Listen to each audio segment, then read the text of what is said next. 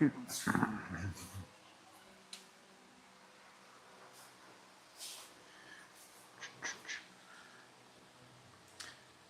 my ad going.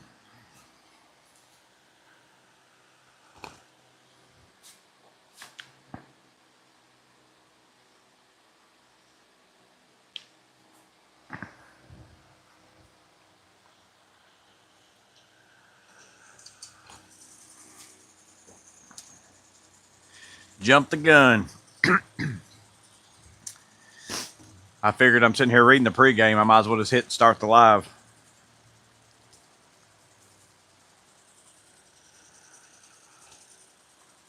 Hey, TPG. I'll go ahead and start early. That way people get the notification, and then maybe they'll be in here by 6. Because I had 2 questions, one from K1WE, or I never know if I call him Kaiwi or K1W3, and then one from an email from Elliot Parrish to go over some of the stuff in here. So eventually I'm going to move you guys over here, and we'll see how I can get it in the camera.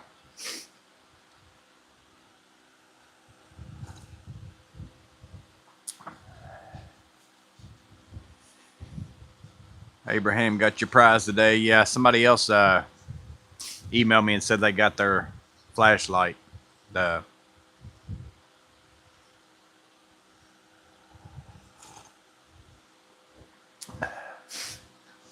So today I went and added 2 duplex receptacles, like a 2-gang box, and 2 receptacles at a doctor's office in 2 different walls. And I was using the metal cut-in boxes because it's MC cable. And I finished the first one. First one took me like 10 minutes. The second one, I was pushing in my last, and the drywall in this whole place is pretty weak. Like I could even tell, I just recently moved a lot of countertops and cabinets and stuff like that. And while I was pressing on it, I mean, the drywall just moves like crazy. I don't know how it's framed or how it's drywalled, but I was going to push my receptacle in. The very last one, I had already tightened down the first one, and the box ears broke the drywall, and it pushed in, which luckily it didn't break it off much, and I was able to get in there. I got a 2x4 in there and screwed it off to the next stud over, and was able to get it to where I had backing to screw that drywall, and my plate covered up everything. But I thought, man, what are the odds? I was almost done.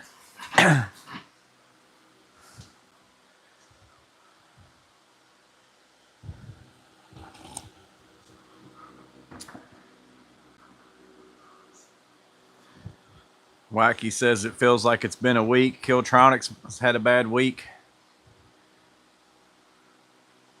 GI track problem. So let's see. Clint, Chris, Matt HMM, Some Way, Not a Sandwich is in here. I saw a few others up there earlier. I think Terry Burton, Gusty, Robert Mason, Abraham, Jeff Bowery. I think that was all I saw earlier. TPG, Mark D. Maker. Somebody was at the very beginning, Lance Anderson, that I hadn't seen before. Well, maybe I missed it.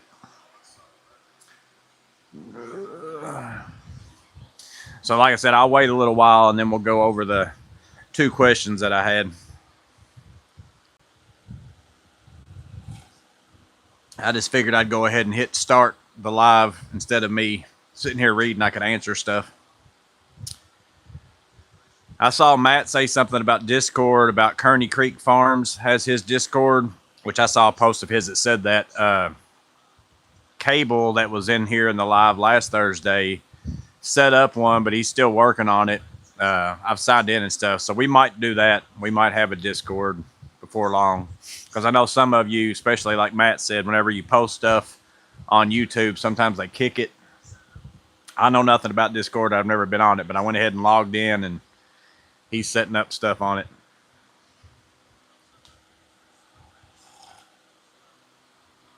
Today should be the Noster thing.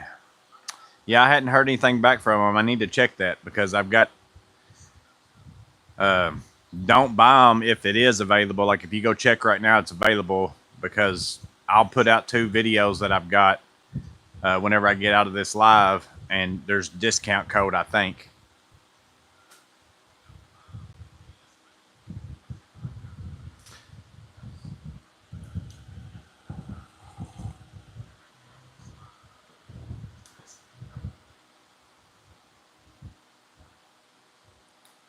$40 week suck. Clint said he's checked all day, still not available on the Noster. Yeah, because he had emailed me and told me Thursday the 7th. And what he told me too was he was waiting on because he thought they'd be available like the 23rd of August or 23rd of July or whatever. But the little screws that he's putting in the packs for the tape measures, he's been having a hard time sourcing those, is basically what he emailed me. Where's he going? No, it won't be any good. Yeah. What's up, Woodchuck?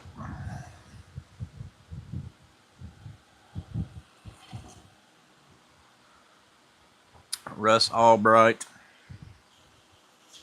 Got my footers poured finally.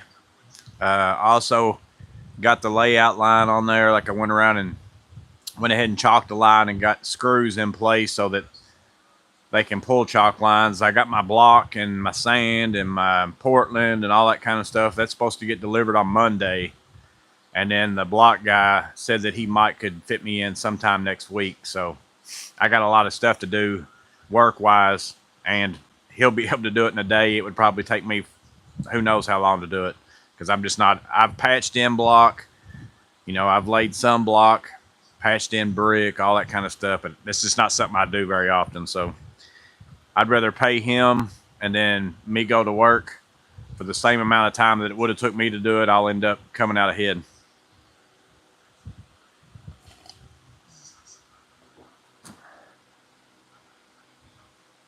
You should consider Aflac insurance if you're solo.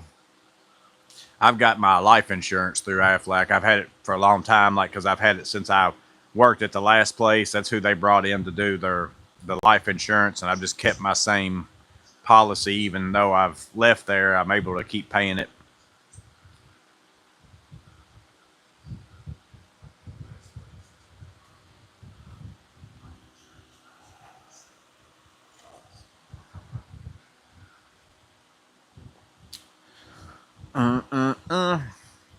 Yeah, so what day did I pour? I poured the concrete on Tuesday morning, 6:30. I had to get out. They were supposed to pour the concrete at 11:30. Then they called and said they could get it at 6:30 if we wanted it. And I was like, yeah, go ahead and bring it earlier, because it might rain like later that day. It was supposed to. Well, then that night I took my laser out there to go around and put like nails with some ribbon on it so I'd know my level line all the way around my footers. And I got out there, and like what I thought would have been the highest point was actually the lowest point. So then I had to go back, and I had to get out there at like 4:30 in the morning and sit there and dig one L that I had. I didn't really have to, but I wanted to make sure I had at least what I wanted in there. Dug out a few more inches on like a U in the back just to make sure that my depth was good everywhere.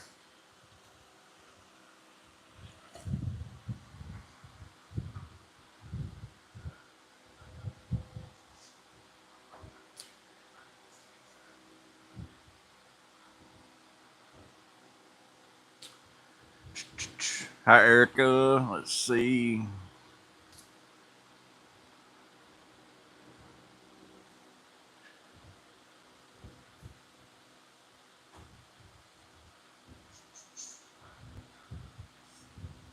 Man, I've got bites on my ankles. So I'll bring y'all over here.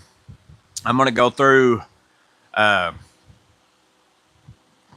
K1W3 Kiwi again. I don't know how to say whatever it is. He was asking about the Klein T-handle. It's not a new set. I've just got other stuff in my rationing T-handle box. he was asking some questions about that, so I'm going to show that. And then Elliot Parrish emailed me wanting to know what's in my electrical organizers because he's setting up some. And I'm going to show you what's in mine. But again, you may deal mostly with Romex. I mostly deal with MC. So it just depends on what you do. My box, there's might be some things in there that is kind of universal. It doesn't really matter. And then there's some things that really, like today, you know, I did metal boxes and MC cable because that's what I always run into in commercial stuff.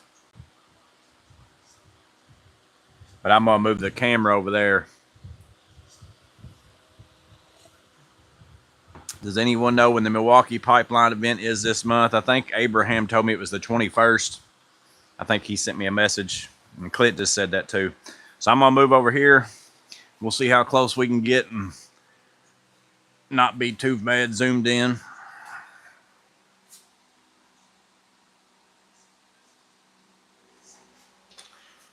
We'll see how this goes. So let me get the question up.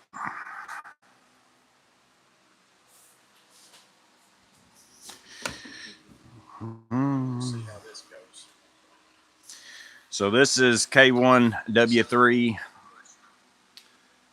Could you answer a couple of questions about the Klein ratcheting T-handle?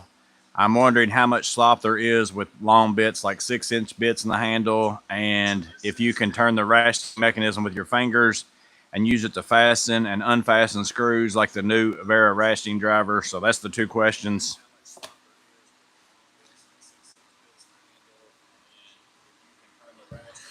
Let's see if I move this. Maybe I can read this still right here. So y'all will probably put me in the weeds pretty bad. So this is the ratcheting T-handle set. Inside of mine, y'all were asking, is that a new set? I just keep these in there. This is the ratcheting handle out of the nut driver set, the hollow magnetic nut driver set. This is the one that comes with that. I just put this in here with it so that if for some reason the T-handle is not working out well for me, I have a ratcheting driver in there, and then I keep this Klein Connect, the little stubby inside of here too. So basically this is a ratcheting set here. So he was asking about 6-inch bits. Does it have any slop? So here is a long magnetic deal there. This way, like pulling it in and out, actually pretty stout. It may move like a few millimeters or something like that, but it's not moving much. This way, it's hard to kind of tell you how much that's doing that, but it does have some movement like this back here. You may be able to see that. I don't know that you're going to notice it much while you're using it, but it does have a little bit more movement like up and down than in and out.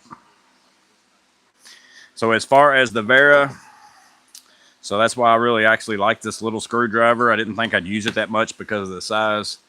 But the nice thing about this one is you can just sit here and thumb screw something in or sit there and thumb screw something out. One thing that's nice about the Vera is, like, if I'm going this way with my thumb and then I need to crank it down or finish it, it's still going, you know, that way because it spins the same way. That's the biggest thing about that one. This one, can you use it with your fingers if you're going in the reverse? So you change the switch on this one back here on and off. So you're basically going to have to do the opposite of whatever you're wanting to do. So if I'm normally am going on counterclockwise, actually I guess I've got on off, like counterclockwise right there, I'm going to be able to thumb screw it counterclockwise as well, or clockwise. So it's not real easy to get to. Like, I've got bigger hands and my thumb is barely there. You can kind of get like this. So you can do it. Now you can probably change your grip a little bit. Like if you use like this and then go back to the T-handle. Let me get something just to see how that feels like actually screwing something in.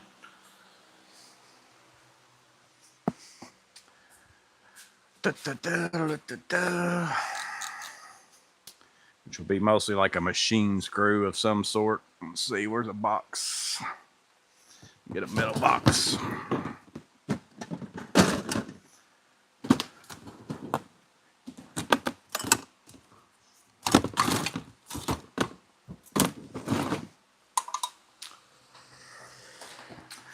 Oh.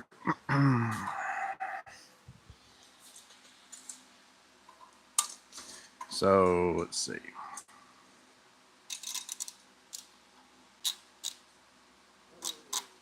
Yeah, so you can turn the screw. So like I said, you'd have to be in that position.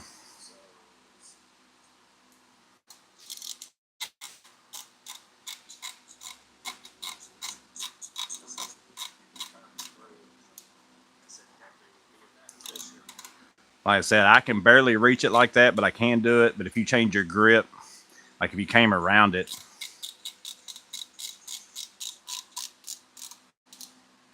you'd be able to do it. So it's just a matter of you are going to have to, unlike the Vera, that's why I like it. You don't have to do anything. There's no swapping. You just go straight from thumb to, you're going to have to come back in here and, change your lever to whatever it is you want to go to. So a little bit of play this way as far as the slot, not so much this way. And then can you use it? Depends on how big your hands are, but yes, you can grab a hold of it if you want to. Let's see how far in the weeds I just got with that.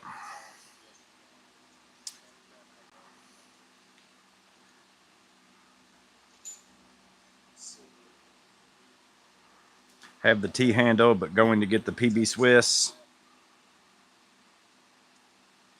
The slop on Klein ratcheting tools is typically more than I can stand.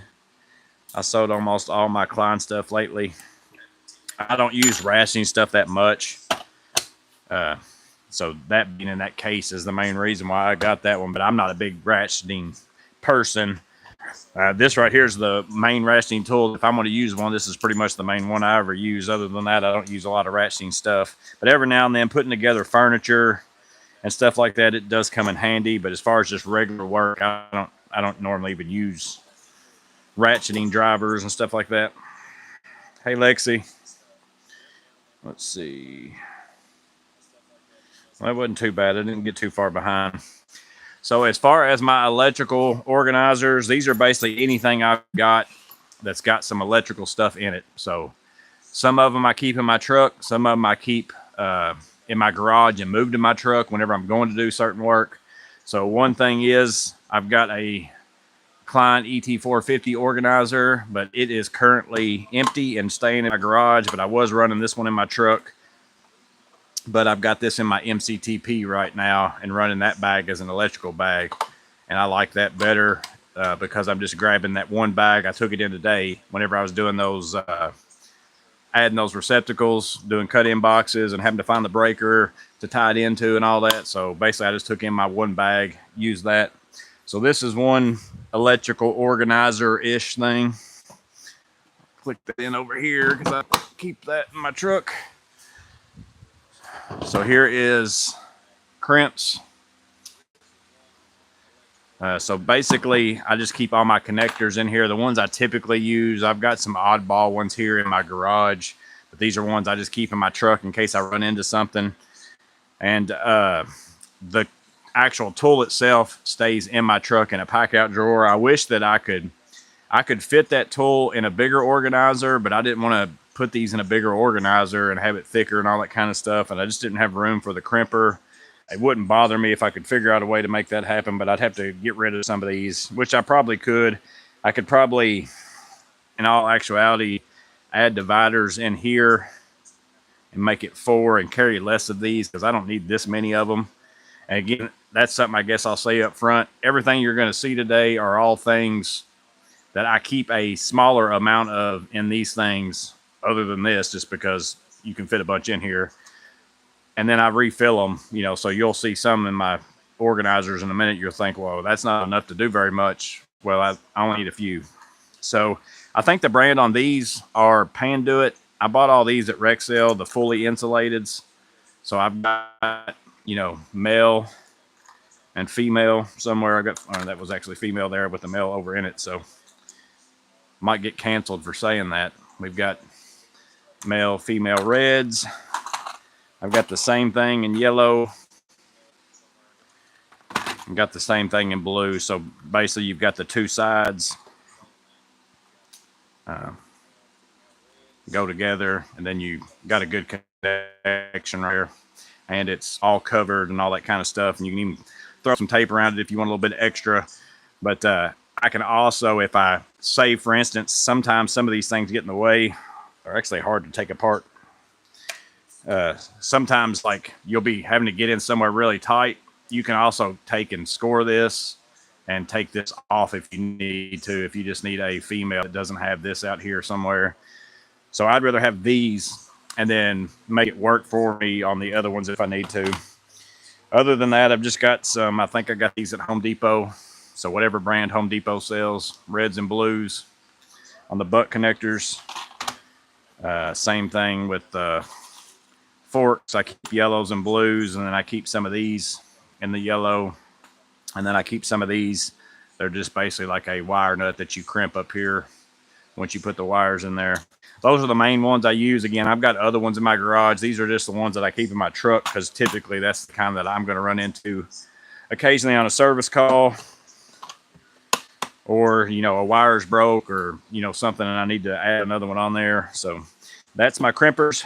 Again, the fully insulated ones, the brand are Panduit. I bought those at Rexel. I don't know if you can get them somewhere else. I'm sure all the electrical supply places probably have it. Everything else is whatever Home Depot sells. Let's set this off to the side.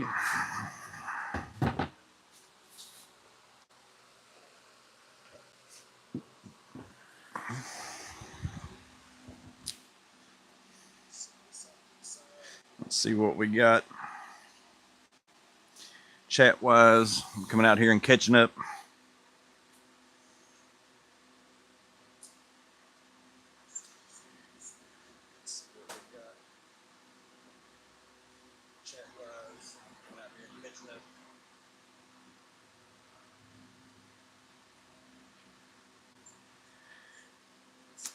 Killtronic says I keep buffering, so y'all let me know. So Woodchuck said buffering. Let me move my, maybe I am a little farther away from my internet box moving over here, but not much. I wouldn't think it would matter.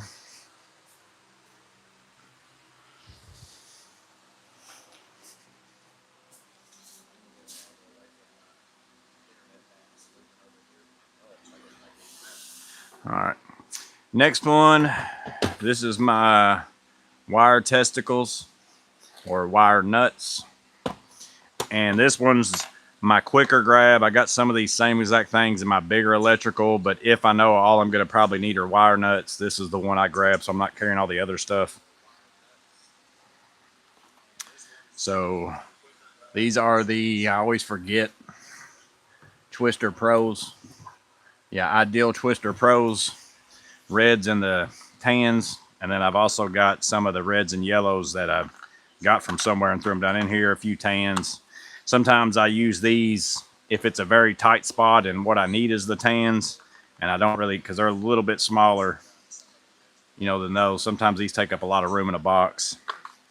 So we got those. I got one big blue. Actually, I got a couple big blues. These are down here. So small blues, and then I keep a few big blues in here. So these are just in case. I don't remember the last time I even used one of these, but I just keep them in here, and that's why I don't have a bunch of them. And then I also got, these are the bigger Ideal Wago style that do the 10 gauge. I got a couple of those. Small blues for ballast or something like that. Small oranges. I very rarely use those blues and oranges anymore. For the most part, if it's that size wire or that kind of a thing, I'm going to these for the most part. But every now and then I still use them. Here's Wagos, 5s, 3s, 2s. I always just keep those full. Here's the Wago inlines. Every now and then you get in somewhere and the wire's too short and you just need to add some wire. Those work out really well. I keep a couple of these in there because sometimes I just need to add something to a box, so I'll just keep those in there. I've got this in there still. I've been using the unishims more often. So I don't keep those over in there because I think that makes me not fit. But so unishims and some plastic shims. Also, I have one of these laying underneath of mine just in case that's the better thing that's going to work the best. I keep some grounding pigtails up and under the whatever you want to call these cups. Some more plastic shims, and then number 8s and number 6s, different lengths. I kind of have started changing over to just buying the longer lengths, and then I just cut them with the Knipix Forge wire strippers because it's so easy to do that now. And I keep some 8s that have the truss head on it, so it's a little bit bigger. You know, bigger than like you've got the regular, like the ones you buy at the electrical supply house always have super small heads on them. You know, like that size. So 6s and 8s.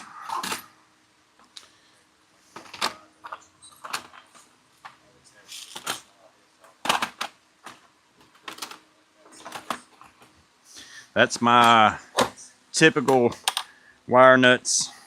Yeah, see it. That makes that one thing pop up too far. That's what I was thinking. That's why I kept those unishims up there. Makes it not shut.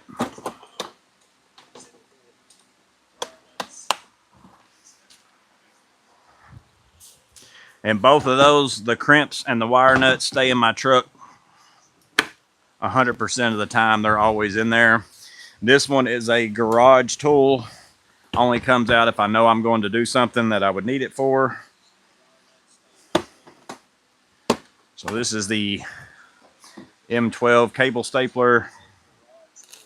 I keep a bunch of zip ties in there, so in case I need to use a staple, run a zip tie around it to tie up something else. You know, sometimes I might shoot a staple and then run a zip tie around that to hold some other kind of cable. Some other zip ties that take the screws as well. So basically I got different things in here to hold different kinds of cables. There's some little small, I just had some leftover. Anytime I buy something and have leftover, I got tons of these little plastic bags. I put the rest of them in a little plastic bag like this and then just keep them in the organizer. So up here, in case it's metal boxes and I'm running Romex, I've got connectors for metal boxes. Here's some hand staples in case I can't get that into a spot or it's just better to hand staple something. I've got that right there as well. There's all the staples for the staple gun. Here's some more MC connectors. So in case for whatever reason I need these for something, or I can use it to run other wires through, like sometimes maybe it's a coax cable or something like that. These still work for that. And then here's a bunch of screws to go with that. So basically sometimes, you know, I might take this with me and there's a mix of different wires. So this is really actually for MC cable right here. But here's some screws that I can use. I've got like probably 400 pounds of whatever these are. And I've got them for the rest of my life. I don't remember where I got them from for dirt cheap, but so that's that organizer. Again, that's something electrical, but this just stays in my garage, and I only take it in. I only put it in my truck if I'm going to do something that I know I'm going to be using that for. I don't keep it in there all the time. So I'm going to go ahead and slide that up here.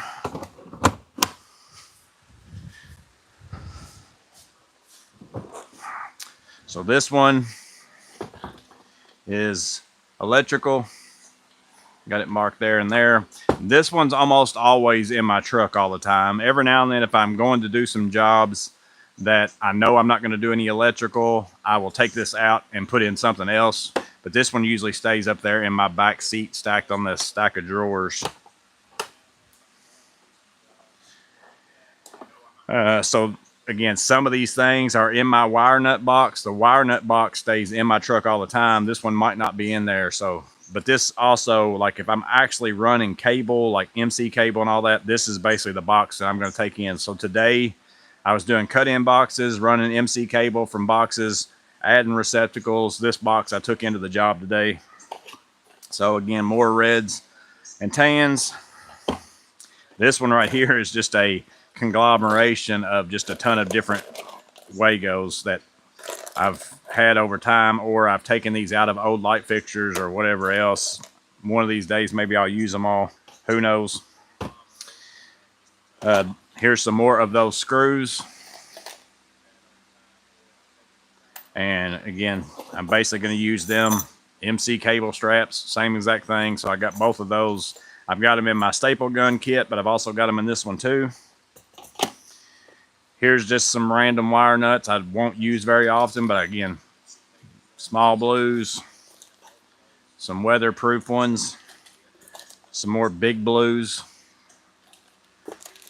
small oranges, and there's some small oranges that I got out of a light fixture package that I just threw them down in there after I opened up the light, I'm sure. So different wire nuts in case I need specific ones, or these won't fit into the box that I'm working in, or whatever it is, or I'm not using Wagos. So over here, I've got the homemade lock nut ratchet, or socket, I guess. What's up, Melissa Hawks? I just saw that pop up there. I actually was looking for this. I didn't know that I knew I had one, but I thought I kept it in my pack out drawer in the truck and I couldn't find it. And I was like, man, I don't have one. And that's what made me end up buying the Klein version that I just had a video for, which I was wanting to try it out anyways, but I couldn't find my conduit reamer. So I bought this because I was curious about it anyways. But then I just found this in there today. I was like, there it is, because I got this box out and was using it. So I've got that in there. Step bit. These were probably, I took them off something. Sometimes I just throw stuff in here whenever I'm actually working and go through it later. In here, that's what happened with, I keep one of these just in case I run into a light that has it and maybe part of it's bad or something. I don't personally like using those. I'd rather use Wagos. 3/4, 1 1/8, 7/8, 3/4, and 1 inch. So I just keep some of these in there in case I need to drill some holes to run some cable. The Garner Bender, I think is what those are, GB, if I remember right. Those are just in here. I've got my offset climb ones. They're in my pack out drawer in there. So then underneath of this one, this is the pack out trays that you can buy from Milwaukee, and they come with these that you can take in and out. So if you just buy these individually and not part of your organizer, and then down in there I've got some tans and then some different older Wagos and stuff too. So just some other stuff, because again, sometimes the red and tans are a little bit too big, and if all I need is a tan, I just use those.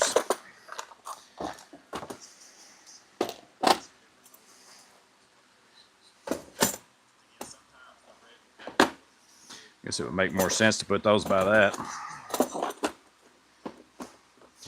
Over here on this side, some more Romex 2 metal box connectors. Here are the, every time I buy rolls of MC cable, I just get those packs out, open them, and throw them all down inside of here. So your little insulated deals for MC cable. Klein self-tapping drill bits. Sometimes you got to add a ground to something and there's no hole. So that's primarily all I use out of this, is to make the ground screws in a metal box or in something metal. I need to add something. Number 8s, number 6s, some small clamps. So these are more so for like running internet or something like that. Again, I just had a few left over of something I bought, so I put it in a plastic bag and I keep it in here.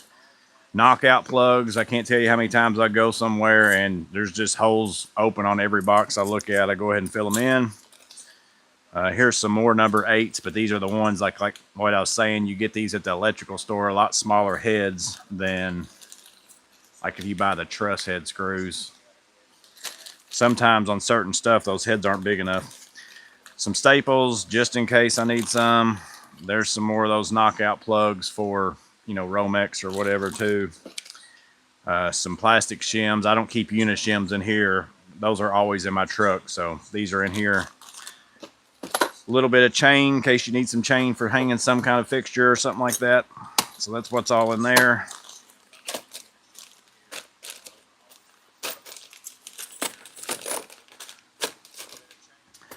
Here is the MC connectors I typically use for light fixtures and stuff like that. I don't like using the snap-in kind because those are a pain to remove later, especially on something that's like a light fixture that somebody's going to change out later.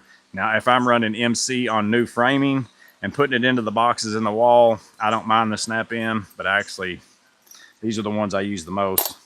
I'm running a little low on those. I'm going to have to get some actually.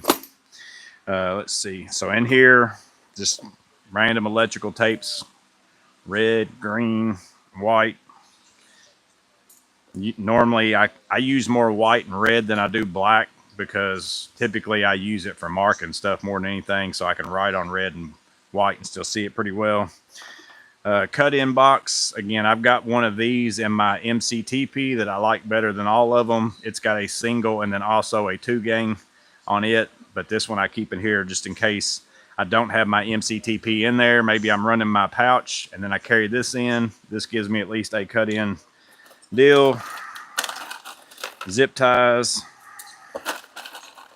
and pigtails, and that's that.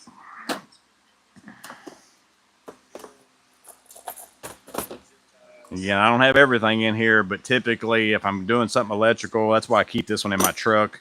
And I run into where I just need something a little bit weirder than what's in my wire nut box. This one's normally got something in it that I can use. Oh, almost forgot.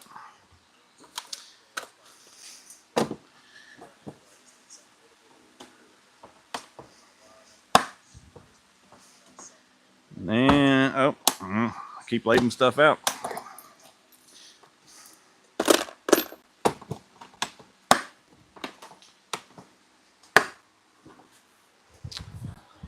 Then the only other thing I have, and I haven't really set it up yet, I'm just kind of using it right now, is this stays in my garage. I've got a few receptacles, a few switches, 3-way switches in my pack out drawers in my truck.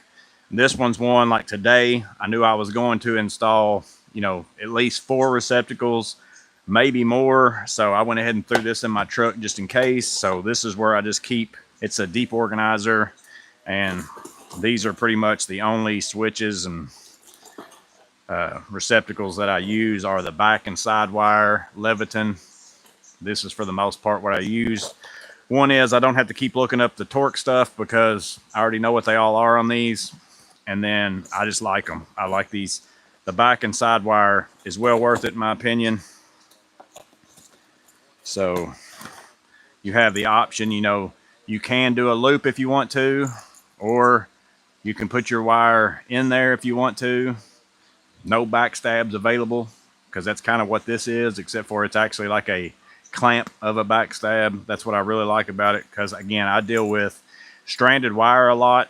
So, looping stranded wire around is a no-no in my opinion, and it's a big pain in the butt if you do it. So that's why I like these. If you've got stranded or if you've got solid, you can kind of make it work pretty easy. So I keep the 15 amps. I keep 20 amps. Here's 120 amp of the, is it ivory or almond? I can never remember. Let's see. No, this one says it's white. I guess that's white. And then I keep a box of switches. Same ones. These are also back wire, or you can loop it if you want to. I had these left over from a job, so I threw it in there in case I go somewhere and somebody has a Decora receptacle that I got to change, and then I would basically say, I tell you what, I can go to the store and I can buy you a Decora receptacle, or I can upgrade you to one with 2 USBs in it because I got them in my truck. I just did that yesterday. I had to go change out a couple of shutoff valves under a vanity that were leaking, and I didn't have the same kind as what they had in there, but I said, these are what I got in my truck. They'll work if you want me to use them. I said, or I got to drive to the store and go get something. This was left over from something too, so I just have it in there. Maybe I'll go somewhere and somebody says, hey, I'd like to have a dimmer switch on this. I'll be like, boom, I got one in my truck. Have again, almond ivory, I'm not sure. But either way, I keep I had this as an extra, so I keep that in there just in case I run into that. I actually run into that pretty often where I live. And then receptacles, light switch covers, all midway size. They fit in there perfect. It's like it's meant, everything fits in this deep organizer almost like they made it for electrical switch boxes. Like this whole side right here, it's like this fits in there perfectly. And then other than I've got a switch turned weird or a receptacle turned weird in there. Like that fits in there just like it's meant to. So I just stick the whole box in there. And then those things are basically the exact same size and height as a midway cover. So again, this one doesn't stay in my truck either. I threw it in my truck today whenever I was going to that job because I was like, well, just in case I get into the place where I'm tying into receptacles, maybe that's a bad receptacle or something like that. I'll need some extra ones. So I just threw this whole box in my truck. And that's pretty much it on my electrical type organizers. Now let's see how bad in the weeds I am. Get y'all moved back over.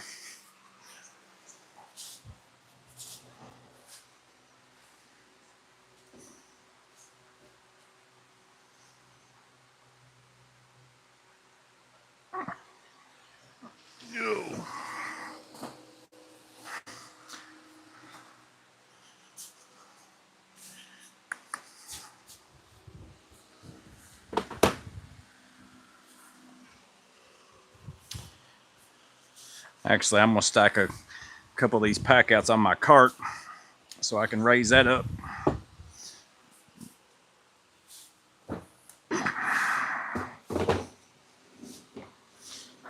Which, by the way, the Hyper Tough cart is almost perfect for these organizers, like to set in there. It's like just a hair too big. Like some of them actually fit in there really well, but like if it was just like a ½ inch wider, they actually fit down in there, but they still fit on there pretty nice.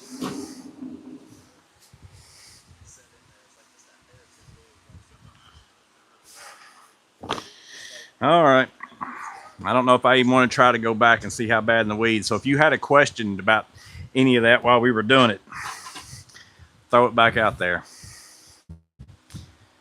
Jeff Bowery's had the green lead tap bits for years. I've got those in my truck drawer. So those are in my truck drawer all the time. That way, in case I don't have that electrical box in my truck, but those are in there just so I don't have to open that drawer to get some stuff out. I already got the tap bits in there if I take that box in. What's up, Jamie True?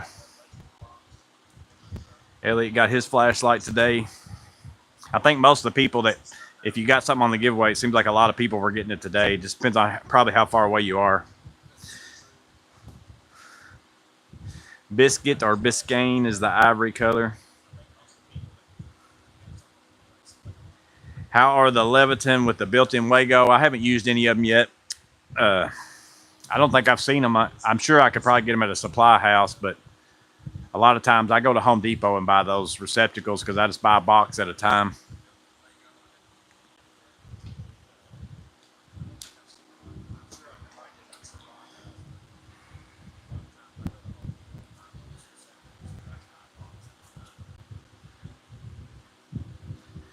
Picked up the Hyper cart this week. The buddy that I work with quite often, he went and bought himself one after I was using mine around that quadplex. He went and bought one. Try some. They sell them at Home Depot. I'll look at Home Depot next time I'm in there. I really actually, I haven't looked at the receptacles and switches at Home Depot in a long time because I just go straight to those and grab a box most of the time.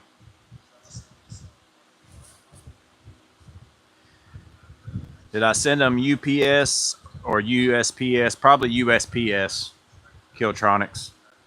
I think that's usually where Miss Maintenance usually goes, to the post office, because it's pretty close to where she works.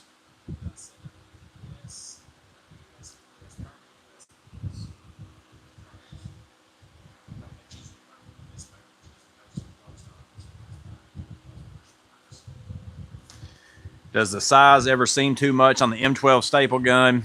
No, it's actually pretty nice. Like there's been very few occurrences.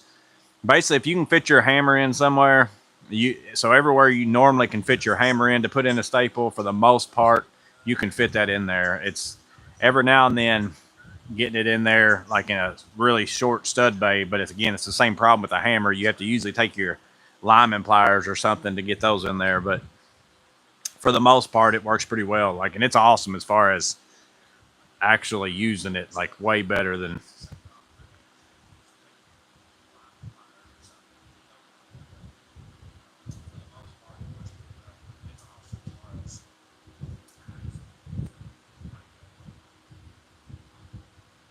Have I tried the Harbor Freight Wagos? Chris Fague asked. I haven't.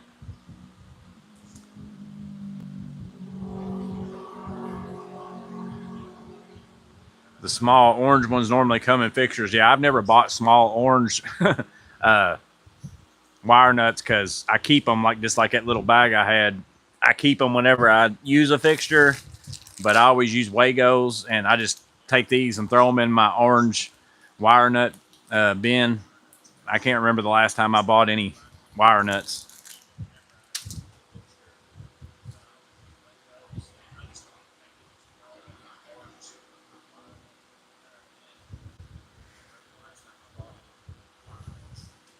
Let's see.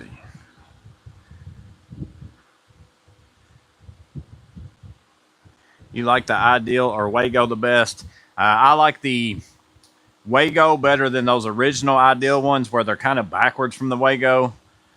The newer Wagos of the big size ones that take the 10, they work just like the Wagos. Like as far as the side you stick the wire in, the way the lever works. So those are okay with me. I don't know if it's because I got used to the Wagos and the way the lever is and the wire goes in that side. But now every time I get out the Ideals, that's why I quit buying them because I have to sit there and remember which way it went and all that kind of stuff. So they probably both perform the same, but I just like Wagos because I got used to them. I think, Steve.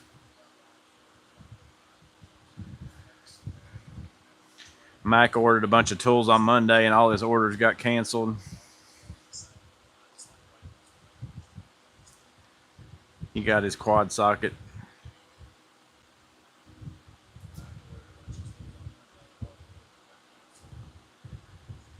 I took the sticker to a second place finish last Saturday only because of a scoring area. We're going to try to do it right this weekend.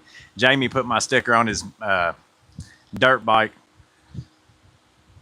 He put a picture up on the community thing. I told him if I was going to sponsor him, he's got to bring home championships.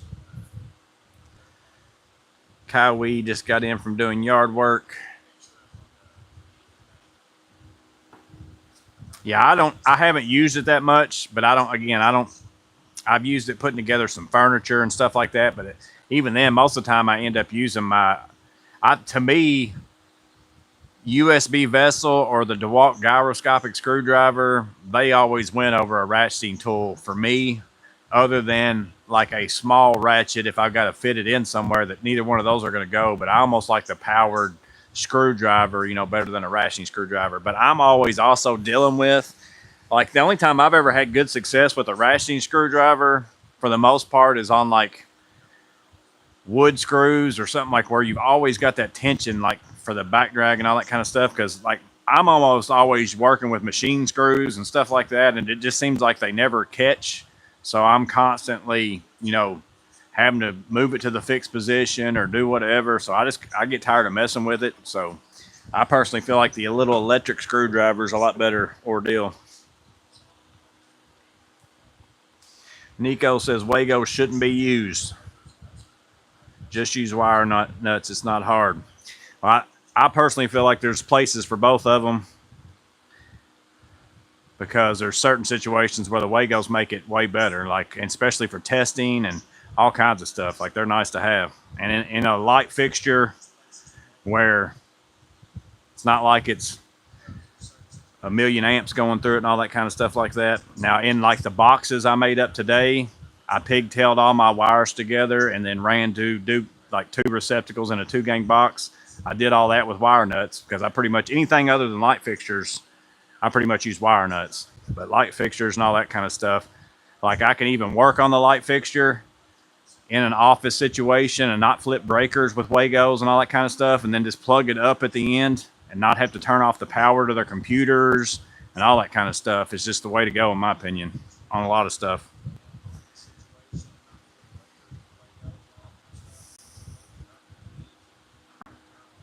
It makes it a lot easier to work on stuff hot. And again, I'm not saying you should use them in, on your dryer connections and all that kind of stuff like that, but LED light fixtures all day long.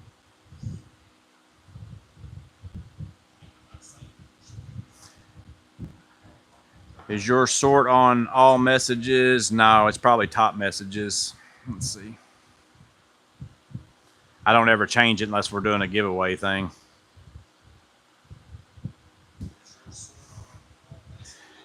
Try the Linus Tech Tips ratcheting screwdriver. Yeah, I've seen lots of videos on those a long time ago. I'm not gonna. I paid money for that PB Swiss one, which was way more than what I wanted to spend. But I wanted to try one because I kept thinking it's kind of like back whenever I was first trying to learn how to play guitar. I bought like a really cheap Washburn guitar and wasn't very good at it. Never really got good at it. But then you always wonder, well, is it because I bought a crappy guitar? So then I went and bought a Martin, and then which it was a big difference between playing a Martin and playing that Washburn, but still wasn't very good at it.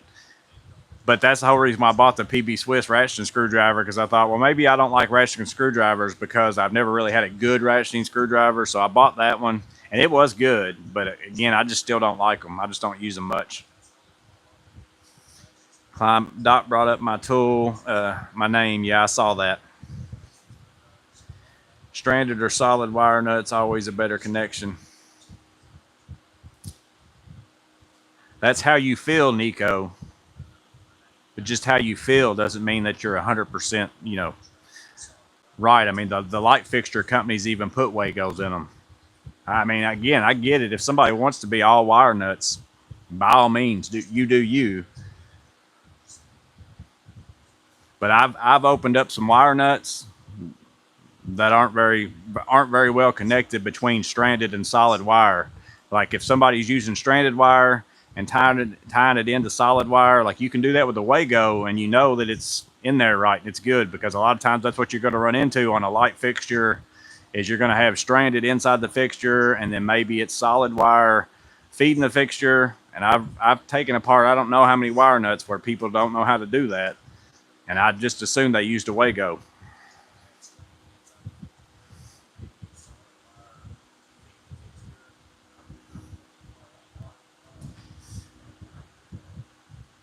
Matt is tried to triple Juan on Super Chat. It wouldn't let me. I don't know what that's about.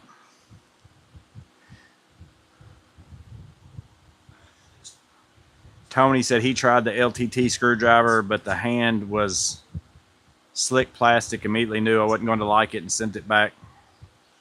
I've only watched videos on it. Like I've not seen it in person or anything.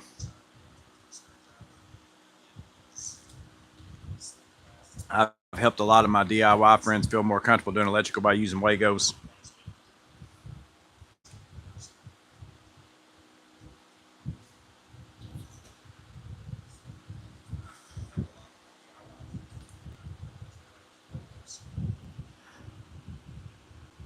Elliot got his for $70 on eBay.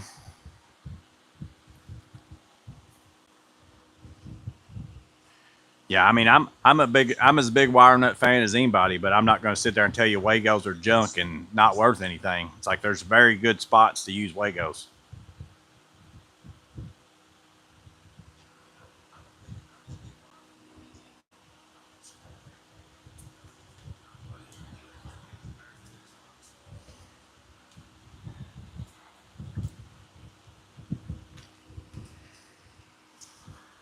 Yeah, pretty much anywhere where I run into light fixture wire where it is a stranded and solid that you're putting together, I think it's way easier and probably more likely to be a good connection than what if somebody uses stranded and solid together inside a wire nut.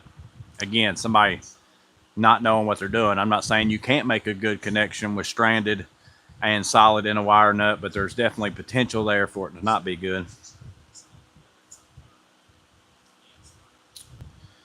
The new style of Vera ratcheting screwdrivers are the best. Yeah, I haven't bought the big one. I thought about getting the big one, but I don't know that I could reach the The whole reason why I like this one is because I can basically do it all from right here.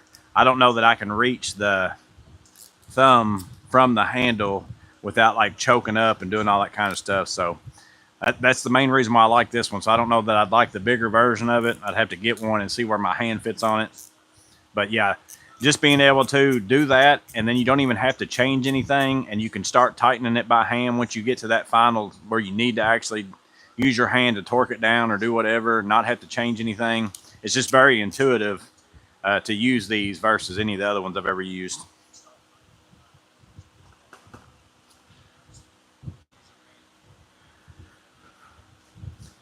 They come in lights because they're done by factory workers out of country.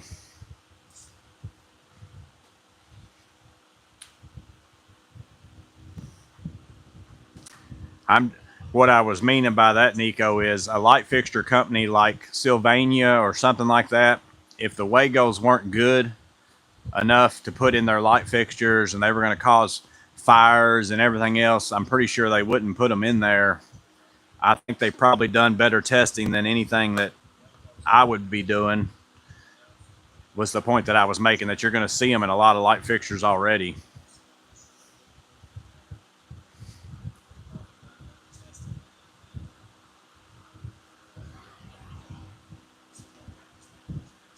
Jeff's taking the missus to dinner.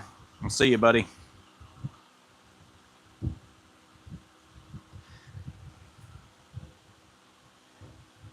Somebody hitting up Makita, the Annex ball grip. Yeah, ratcheting screwdriver. Yeah, that's the one a lot of people have tried to get me to get to some way. Matt's mentioned that a bunch of times. Several people have, actually.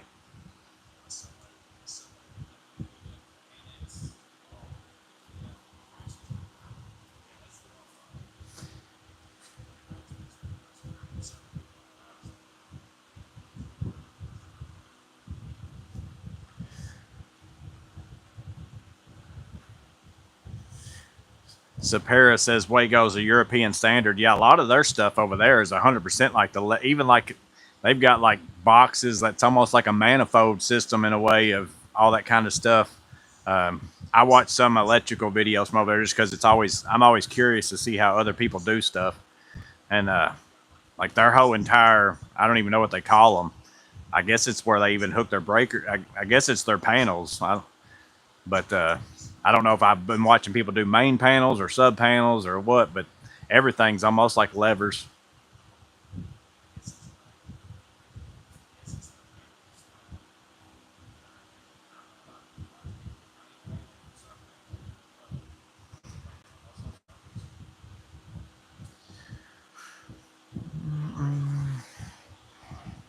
I have large, extra large glove size hands, and I have to adjust my grip on the larger Vera that has the bits in the handle and the extendable shaft to reach the ratchet. Yeah, so I'd probably have to too. That's what size gloves I wear too. I probably am more of an extra large glove hand, but I buy the large usually in the cut level 1 gloves because I like them to fit tight. I don't like to have the where it's got a little bit of movement in it.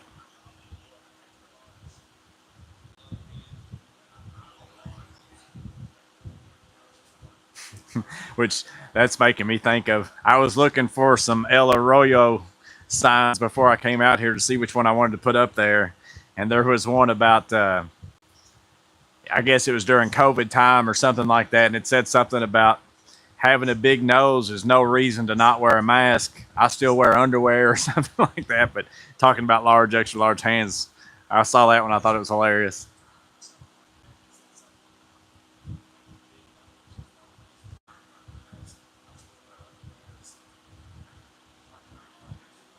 Tony said, I've seen testing on the Wago on tube, overloaded them to the point they melted. You damn near have to put enough amp to destroy the wire to trip the breaker before failure. After that, I never doubt. Yeah, like I said, I wouldn't use them on, high currents. I pretty much only use them in light fixtures just because it makes it a lot easier. And because you're almost always in a light fixture, you're dealing with a stranded wire to a solid wire connection because most Romex is going to be solid. And then your light fixtures all come with stranded. Now, every now and then your light fixtures will come with stranded, and they've soldered the tip of it to kind of make it more like a solid wire. But then oftentimes, like if it comes that way on a ceiling fan, it comes super long for a down rod or whatever, and you have to cut all that extra wire off. So then you're again stuck with stranded wire.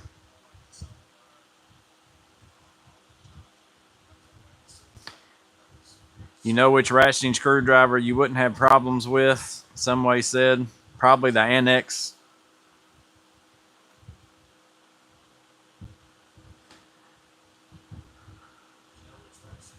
What if soy milk was just milk introducing itself in Spanish? My favorites from El or yeah, it's funny just to go through and like search El Arroyo signs and just read some of them.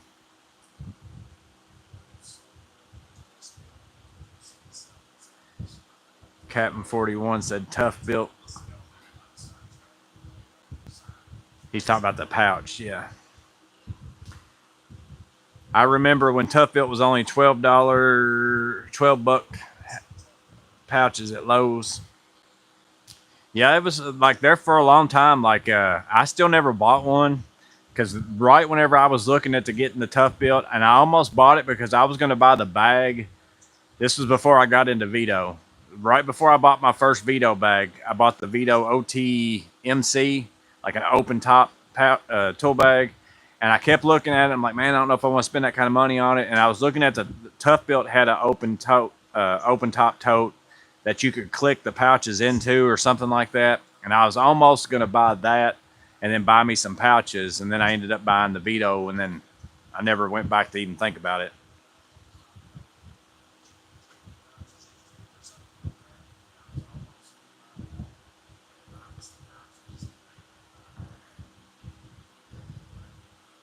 Wagels are probably helping with floating neutrals, wire slipping out of the wire nuts.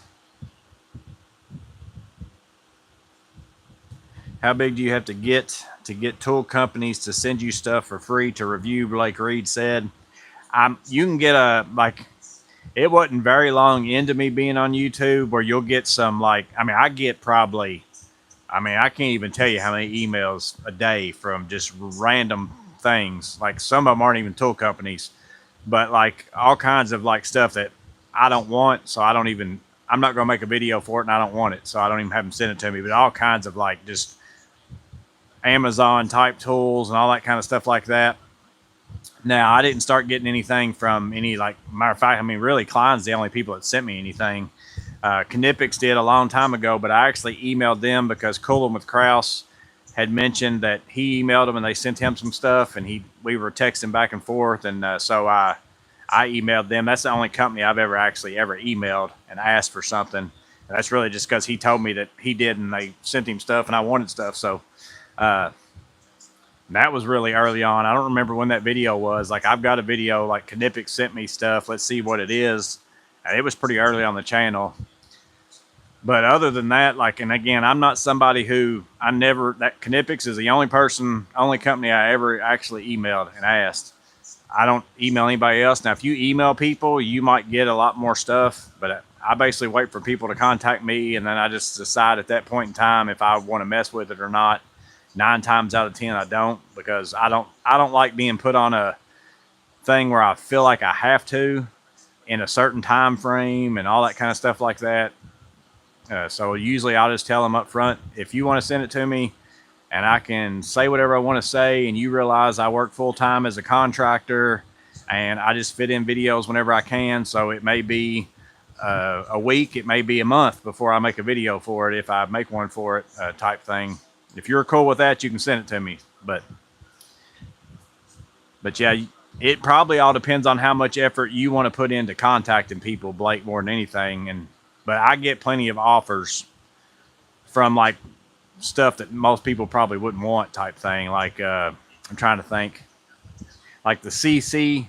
I got the impact wrench just because I didn't have one, and I was curious to see how well it worked. So I got one of those. Let's see. Like that kind of a brand. The Maleef, I ended up buying my blower that's a Maleef, but they've contacted me a few times, but I just tell them I don't want it. what other, there's a brand, oh, Badger Tools or something like that. Like all those kind of companies like that, you'll get a lot of offers from them.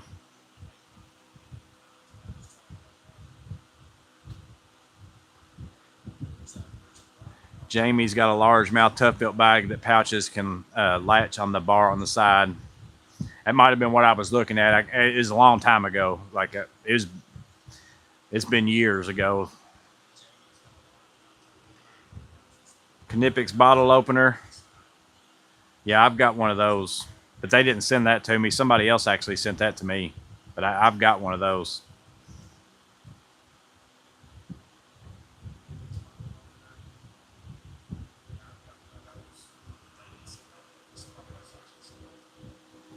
Subscriber sent that to me.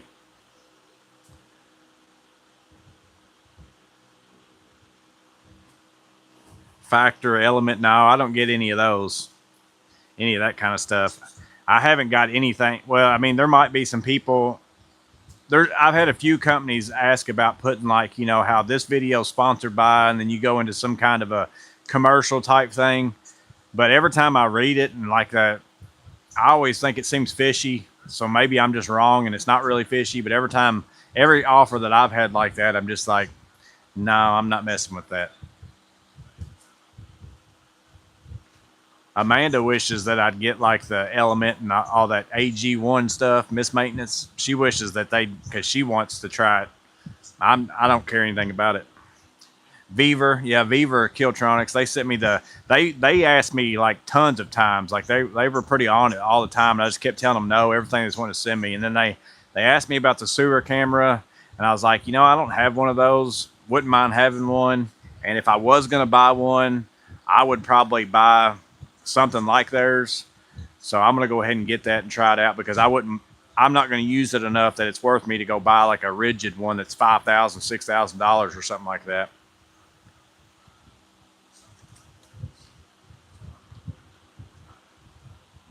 Badger wants to send you stuff. Not that Badger, I don't think.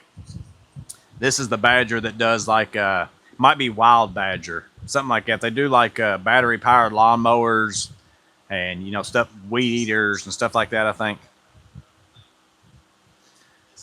What's up, Robert?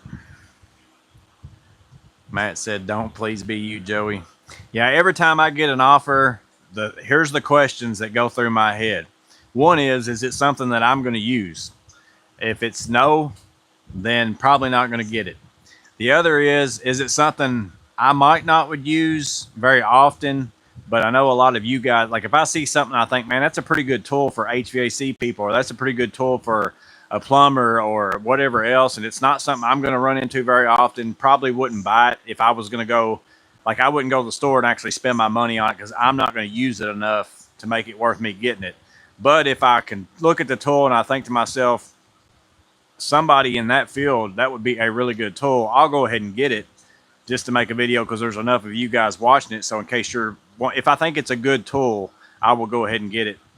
But if it's something that I know I'm not going to use, and I'm pretty sure none of you would want to use it either, I'm not going to waste my time, making a video for it, because it takes time to make a video and all that kind of stuff.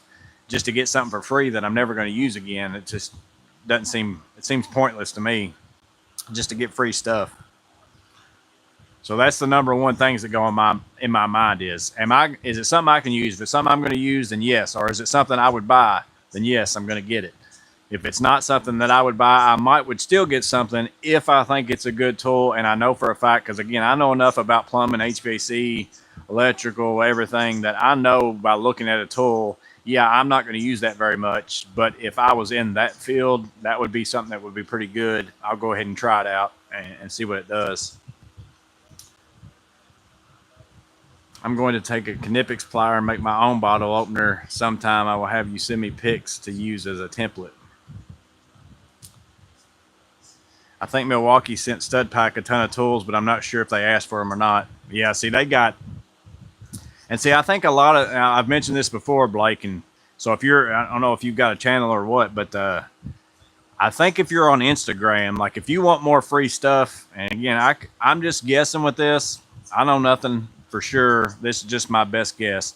Most of the marketing departments for companies they are on Instagram, and then you can like direct message back and forth and all that kind of stuff. And just based upon me being at the Klein thing with some people who are mostly on Instagram and not on YouTube that much, but they're primarily on Instagram, I think that those marketing departments work with people who are on Instagram more so than just YouTube. And I'm only on YouTube. That's all I'm on. So if you've got a bigger presence on Instagram, you might get stuff a little bit faster.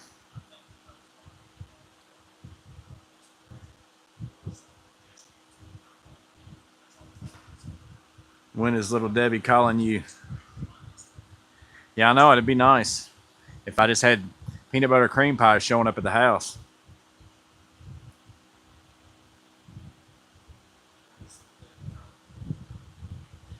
You mean you need 100 million more flashlights? Yeah, and see stuff like that too. That's another thing is I get flashlights galore. I mean, uh, I am getting one coming from a company that I haven't got one yet. That TPG is going to be pretty excited about. I think it's coming anyways. But sometimes like I'll get flashlights. Like it seems like they all come at one time. I'm just like, man, I don't want to put out like 15 flashlight videos right in a row with one another. So I look at flashlights in that case. Like even though I might would use this flashlight,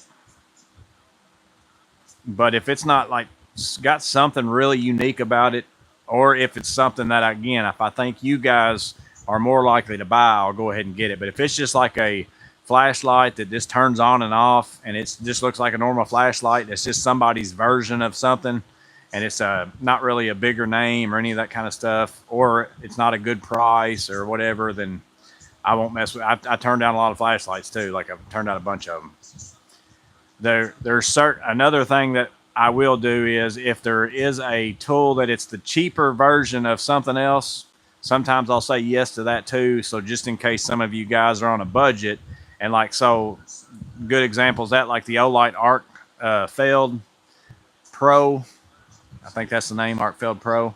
Yeah, like so I got the through night version because it was basically just like it, but it was like $30 cheaper or something like that.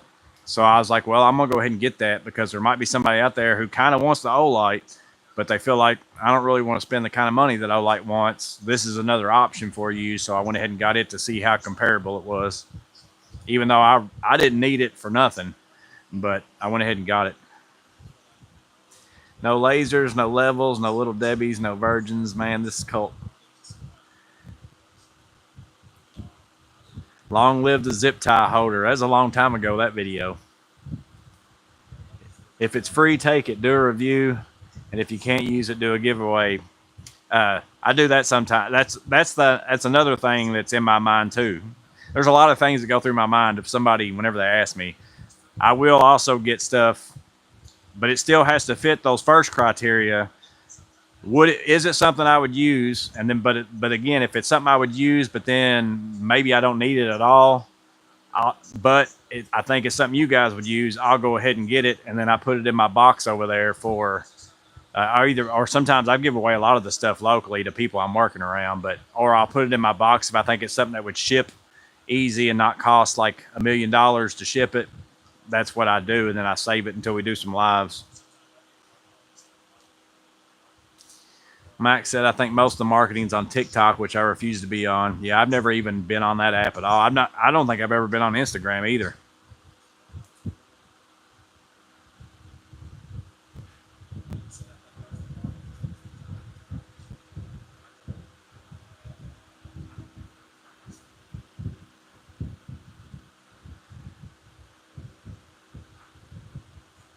TPG just got his Wubin X4. Add the battery and return it. Oh, y'all are talking about the die grinder. Let's see. Have you tried the Streamlight wedge for a pocket EDC light? No, I haven't had a Streamlight light in a long time. German Camargo recently watched your video on the Klein Connect. I'm in the market for a new impact sockets. Do you think it's worth the price, or wait for the Harbor Freight parking lot sale next week? I like this set right here, but again, it is too pricey in my opinion for what it is. But that's up to you on whether or not I like this just because it's a compact case. And I got the option of pass through. I've got the option of just using it like a socket. I've got the option to put it in my screwdriver. I've got the option to put it in all sorts of other things. And it's a very small, compact size. That's why I like this one. But I'm sure like you're get more bang for your buck 100% at Harbor Freight. More than likely. But this can do a lot of stuff though. I mean, pass through socket and just regular sockets just within itself. That's 2 socket sets worth of space you're saving. This is about the only set though that like this is the only one I keep in my truck. The other ones I keep in my garage. This one's the most useful in my opinion right now currently. There are some stuff that's going to be coming out though that I saw that are going to be pretty nice.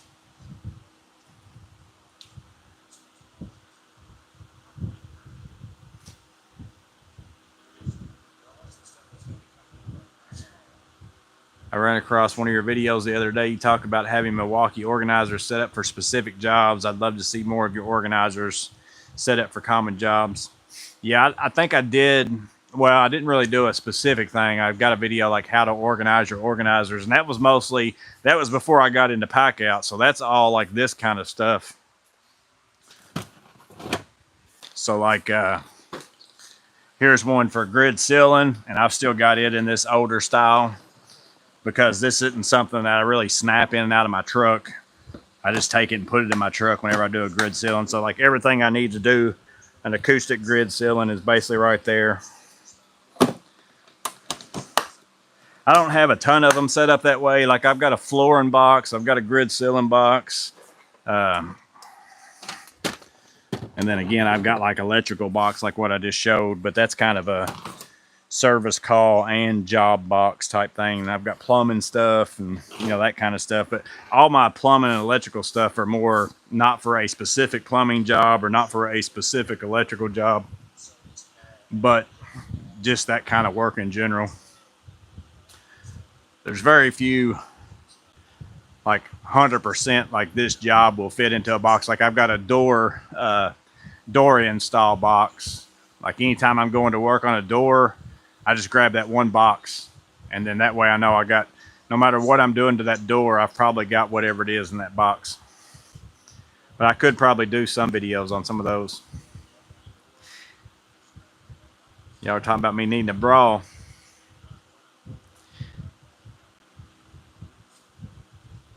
All I hear is you hate Japan.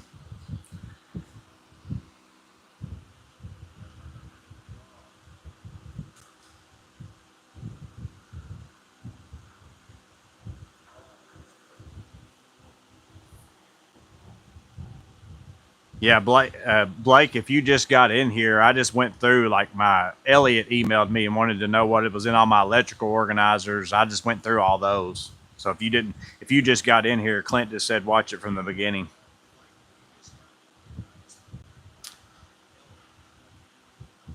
Just got the Works 242 with the clutch. Going to see if it's better than the Vessel this weekend on a dishwasher. Let you know how it does.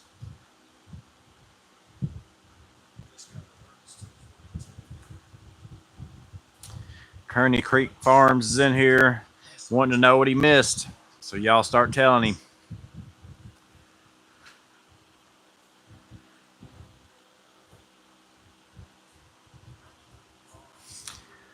You guys tell Kearney Creek Farm what ratcheting screwdriver he needs. Y'all been telling me all night. So you guys tell him what ratcheting screwdriver he needs.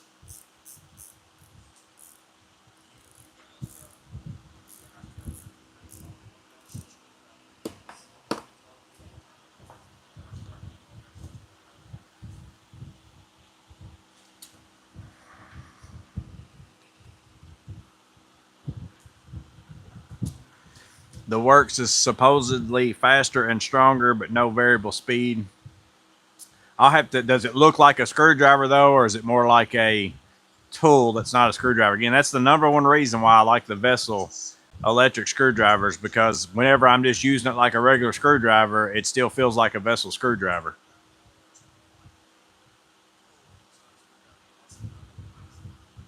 You hear that fidget spinner?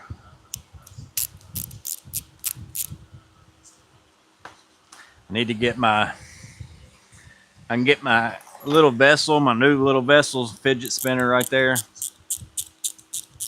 That one's actually pretty good. That's got a good feel for a fidget spinner. Or you got to get out the Cobras and sit here and do this, which this one actually doesn't have the button. This one's not as fun.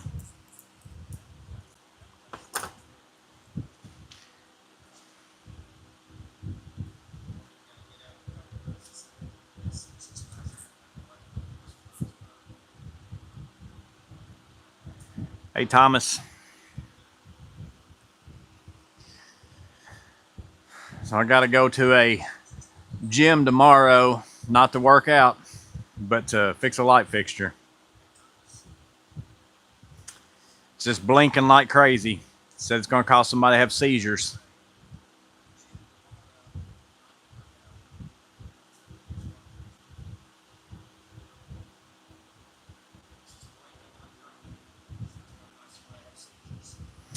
Does Vessel make 11-1 or something similar? I don't think so. Well, they make but it's not a ball handle though. They do make a bit holding screwdriver that's like a acrylic looking thing, and it's got bits that come out of the backside, but it looks more like just a regular old style like Craftsman screwdriver handle type thing. It's not a ball handle. They do have a ball handle that holds bits, like that you can put any bit you want into it, but it just holds one bit at a time.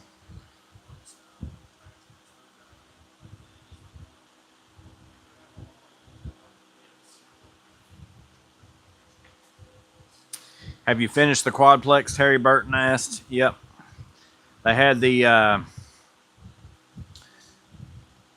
I kept calling it the groundbreaking whenever I was talking to y'all, but that was at the very beginning. The ribbon cutting. They had that a couple weeks ago, and we got the final inspection and the occupancy and certificate of occupancy and all that kind of stuff. So 100% done with that. I haven't purposely been booking bigger jobs because I planned on working on my building.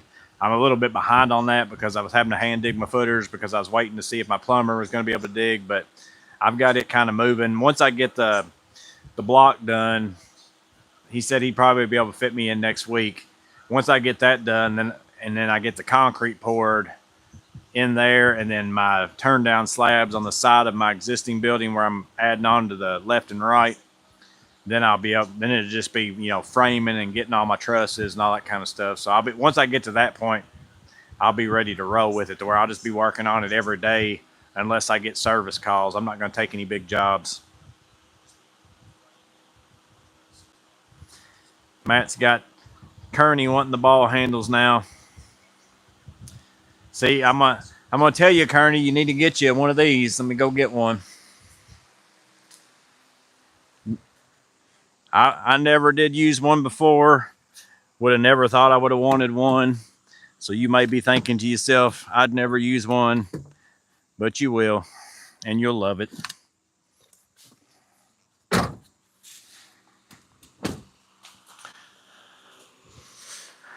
Because you're like me and you don't like ratcheting screwdrivers. So you just got to go get you one where the button does the ratcheting for you and you don't have to do any swapping back and forth. And it's exactly almost the same size. This is why I like it. Again, this is why I like this one above anything else. It probably works the same as most other electric screwdrivers, but I can do the final torquing and then I can break something loose and then just use the button for forward and reverse. And it feels just like I'm using this screwdriver right here. It doesn't feel any different, in my hand than what this one right here feels. You buy you one of those, you'll love it. That's my ratcheting screwdriver right here.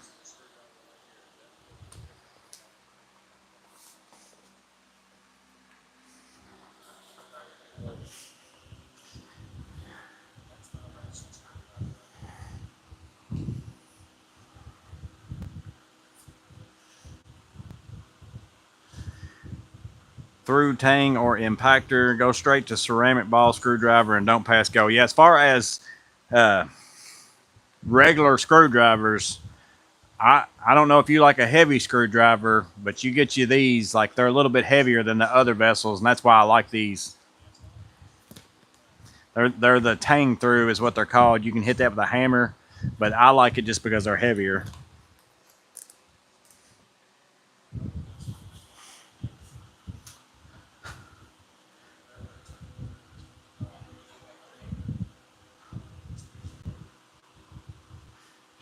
show him in detail. Matt said Ray's apartment maintenance in here. I saw somebody say Ray. I didn't see him come up though. Did I miss it?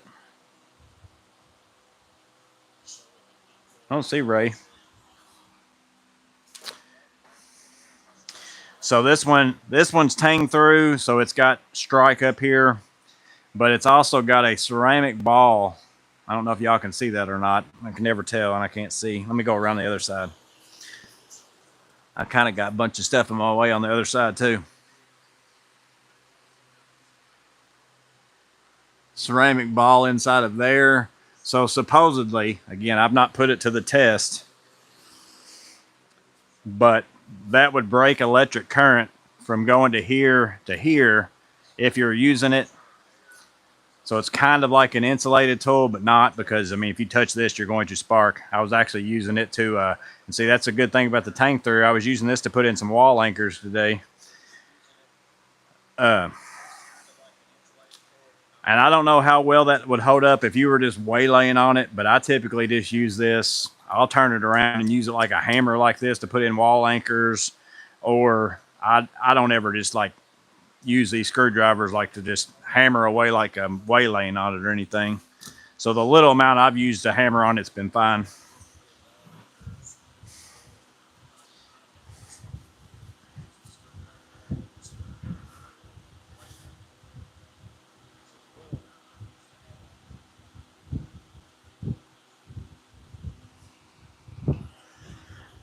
They do make insulated ball grip. Yeah, I got those back here.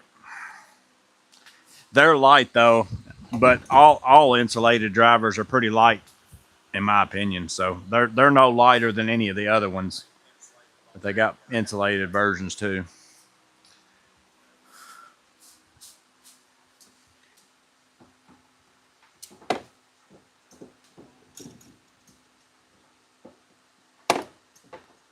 Missing the wrong hole.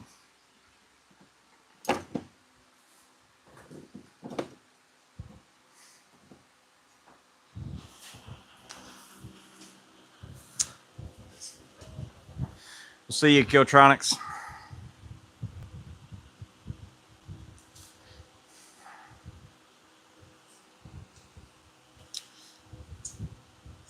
Terry's got the tang through and didn't know about the ceramic ball. Yeah, if you take your multimeter and put it on continuity and touch the, the end of the screwdriver on the top, it won't. You don't have continuity there because of that ball. That's as far as I've taken the test. I've not purposely held the ball and then stuck it on some kind of electricity to make sure that it works type thing, but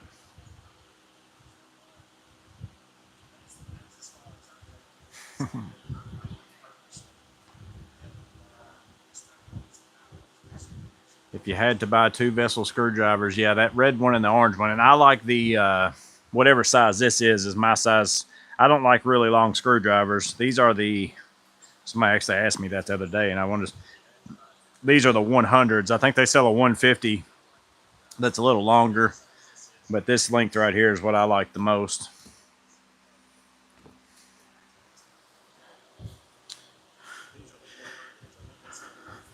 Elliot, do you have to go to Amazon to get those? Now they're on those ceramic ball ones are on normally. Now every now and then they're sold out, but they're usually on there. Like you can get both of those. They usually have the 100s, and then they have a 150 size too that's a little bit longer. But I like the 100s. You have the 2 and 3 speed vessel electric screwdrivers, right? Yeah, I bought the 3-speed version. And then I bought the Japan version first because that was the only one there was. And then they came out with a US version, which me personally, all it does is it won't accept the Japan style bits like the Japan version does. And it still has a ton of play in it as far as the in and out. So I still had to make something the same as I had to make for my Japan to get rid of that slop. So I would buy the Japan version, and the Japan version was even a little bit cheaper on Amazon if you could get it. If it's in stock, like it was like $44 for the Amazon, the Japan version of it, and it was like 60 something for the US version.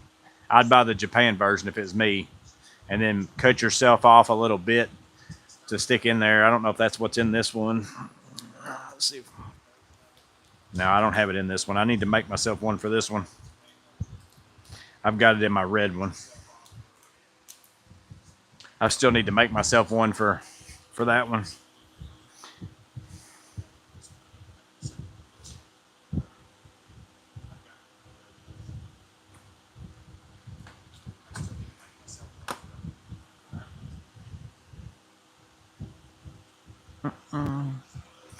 Vessel has a USA website. Yeah, they've got a. I think that's where I went. That's where I went and saw the one USA version before I bought it. Some way said, or you can buy the bit piece, the Makita bit piece. I've got so many extra bits laying around here though, it's pretty fast for me to just make one. But although I say that, but I still need to make I need to make one more of them. I ended up in the Amazon. That's another thing about the Vessel USA one. Like you can't make a bit piece like that for it. It won't fit down in there right. I ended up having to use pencil erasers and put down in there because the little locking mechanism in there is a little bit different or something. So it's easier to fix the Amazon Japan one if you're going to run US bits in it. If you care about that play, I mean, some people don't care. Like I don't notice it in that until I pay attention to it. I probably wouldn't have never noticed it before until I made the video and people were asking me questions about it. Native Texacan is in Japan next April.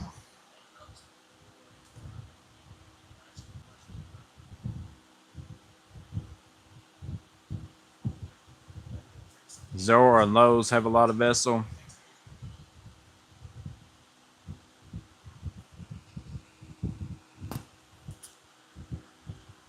Yeah, Zorro keeps sending me 20% off coupons all the time, but I still haven't used any of them. I've only bought things off there, and most of the time, the few times I've bought stuff off there, it's actually been materials for something where it was faster for me to get it through them than whatever else I was going to be getting it through.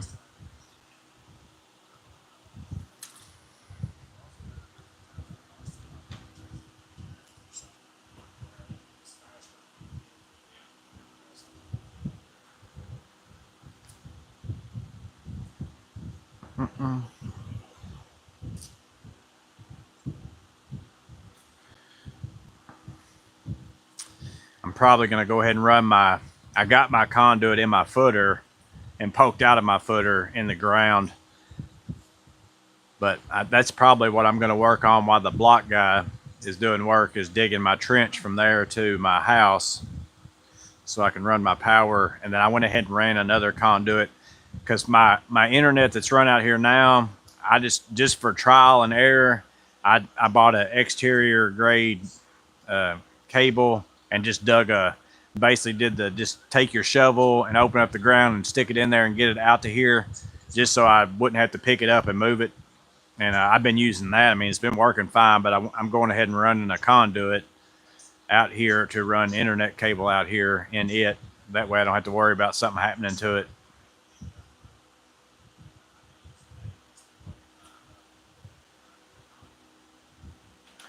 Just got a Granger in town. Sometimes you have to pay up to have a specialist item. Yeah, we've got a Granger, and then also we've got a couple like Fastenals. Those are kind of like, they got stuff like that too.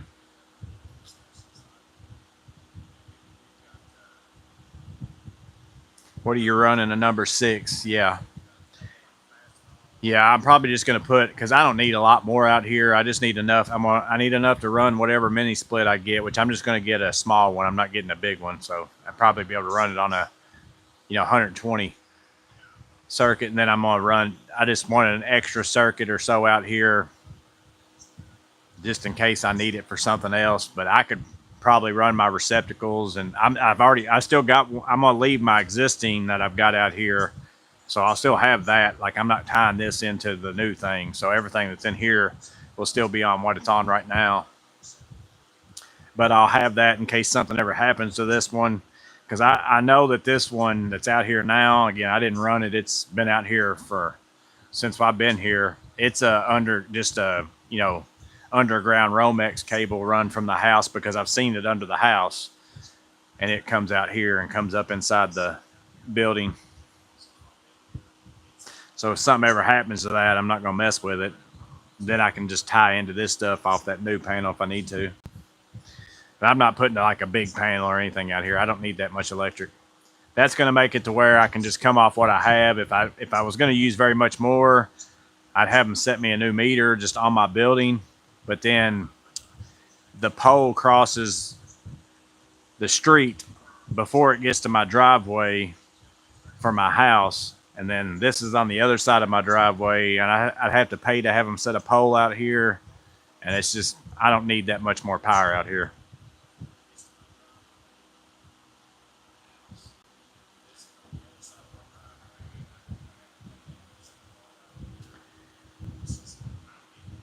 This may sound weird, but I like the Stanley composite speed squares. Aside from easy reading, the hash marks wrap around the edge.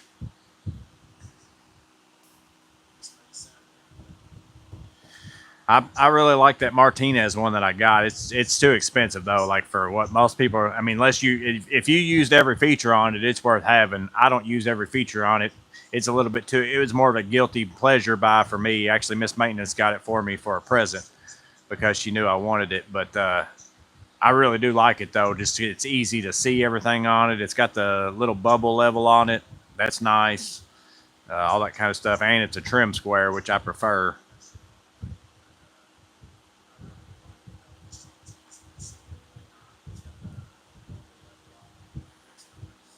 Yeah, run for a mini split's going to make Amanda happy. Yeah, all I'm going to put in that little new section is going to be lights and some receptacles, and then mainly what I'm running that out here for is for that. And that's that area right there that I'm doing is more so I'm putting my trailer in there, and then I will probably start doing like I'll be able to pull my truck in that one because it's going to be a bigger garage door.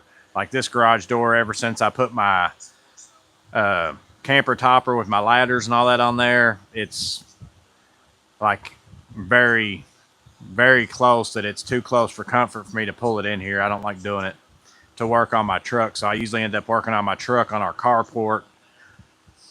And I don't like doing that because then I got to take all my tools over there versus now in that section, I'm going to put my trailer and then I'm probably going to take all my like vehicle working tools like my jack and my probably this toolbox right here and anything that the jack stands and any of that kind of stuff I'm just going to put down there. So that'll get that out of here. And then I'll be able to use that for that.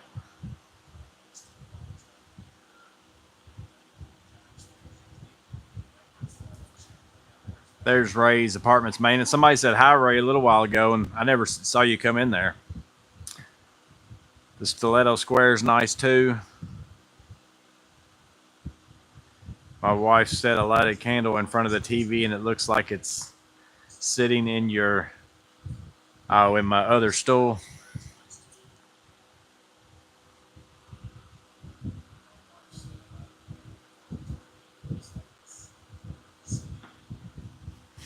Well, somebody said hi, Ray, a minute ago. Like Matt said, Matt thought you were leaving, and he said, "Are you just showing up?" Because somebody said hi, Ray, about 15 minutes ago, and I never saw you say anything. So, what's my thoughts on the Milwaukee track saw versus the Festool? I own the DeWalt.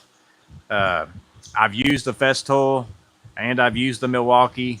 My buddy had the Festool, and then now he sold it, and he bought the Milwaukee. The Milwaukee one's pretty nice. I like it as far as using it for a cordless option. My DeWalt one that I've got is corded.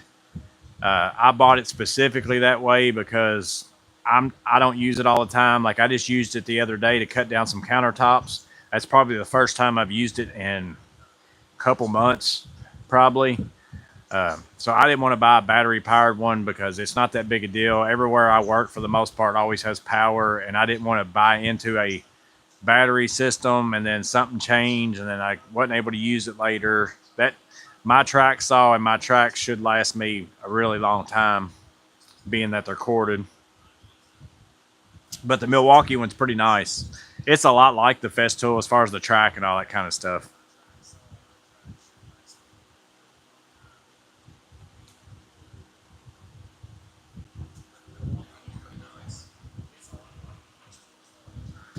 The one thing about like the Festool and Milwaukee and any of them that's got that track that's very similar is there's a lot more options for like specialty attachments and stuff. The DeWalt, because the track is so different, like I can run my saw on either side of my track because the guide's right in the middle. So I've really got like four sides on all my tracks. Like I've got two, and then I got two on my longer one. I like that because I can lay my track down, and if I decide, well, it's better for me to cut it on this side, or it's better for me to cut it on that side, I can take my saw to either side. I actually really like that about the DeWalt. Like it's nice, but that makes your track like different than everybody else's. So there's very few like third party add-ons like the square attachments and all that kind of stuff. That they have them, but they're very few and far between.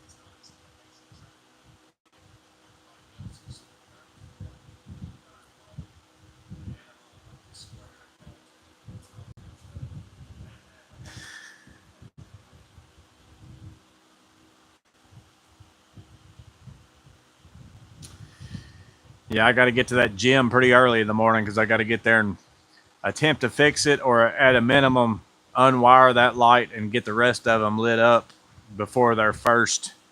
It's a gym that all they do is classes. Like it's not a place where you go work out like on equipment by yourself type thing.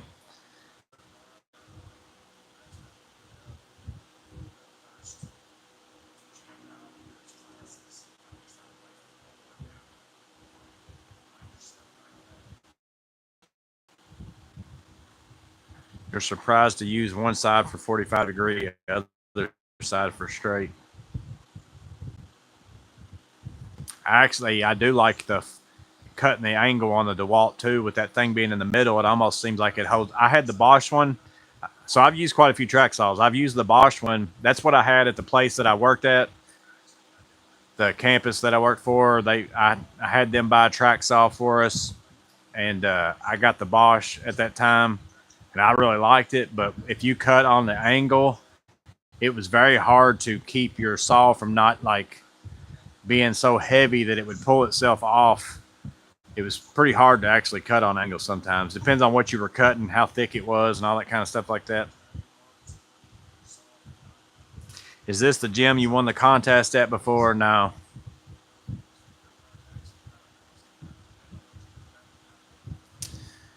Some way said, somebody said you can call me Jay.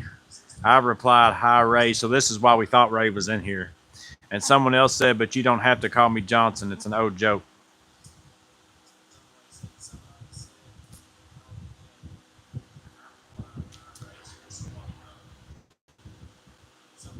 Blake said he's hoping to get the Milwaukee on Black Friday. It's really nice. Like I said, I used it. My buddy has it, and we went to a lady's house. She had some built-ins for her laundry room, that a house she bought, and her washer and dryer wouldn't fit in there. So I took out the cabinets and made her cabinet smaller, and we took that track saw and I did that with that, and it worked out really well.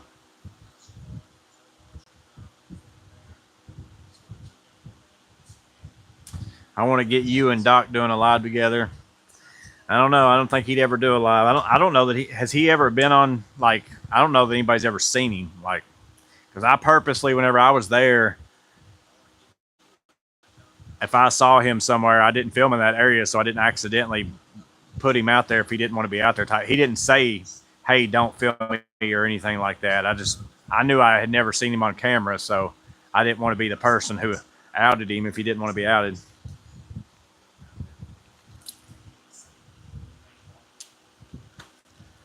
Project Pine Hills. Now he's got some really old videos where he's on. Like he actually has an older channel, I think, and he had to start another one or something.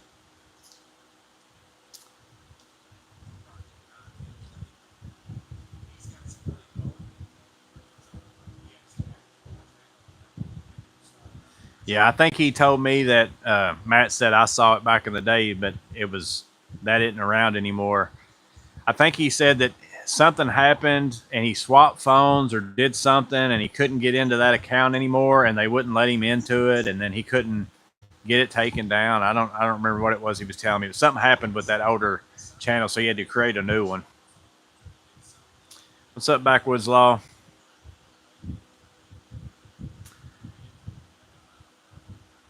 Woodchuck said he's invested in the DeWalt tracks. I have the long 108. Yeah, I've got the 108, and then I've got I think it's a 55. That's the two I've got. That's another reason why I went with DeWalt, because I had the Bosch, which was nice. That it was, I had two tracks that were like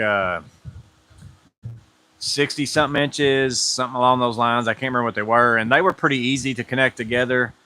But I like that if I'm cutting some plywood and I need to cut it long ways and also the other way, like I don't have to sit there and take my tracks apart, put them back together, take my tracks apart, put them back together. That's another reason why I went with the DeWalt, is I got the long one and a short one. So I just basically use those two tracks and that's it.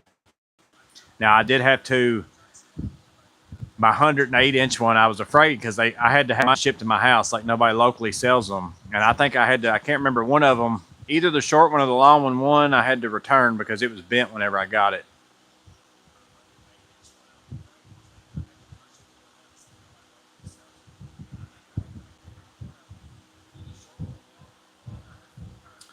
I want to say that DeWalt or somebody, is it DeWalt or am I thinking Milwaukee? It might be Milwaukee, that their newer saws, even like their, just your regular old, don't have to be a plunge cut track saw, just your regular saws.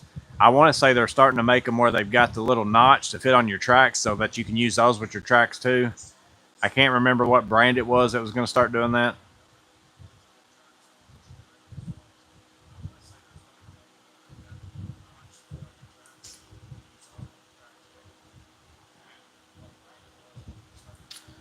Jamie got the Bosch 5-inch bandsaw yesterday, free with some batteries. What's the difference between the M12 brad nailer and the pin nailer? Well, one shoots pin nails and one shoots brad nails. Similar lengths, but a pin nail is crazy small compared to, I probably got some in here. I know I got brad nails in here, but I don't know. Super small. So I use my pin nailer anytime where I don't want to see a hole, but I also use my pin nailer for like temporary stuff, just to hold something up somewhere.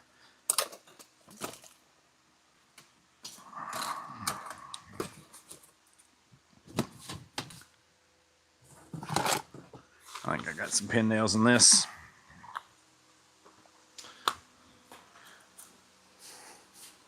So like this is a pin nail, like house, very, very small, like really, really small nails. Doesn't even leave a hole whatsoever for the most part.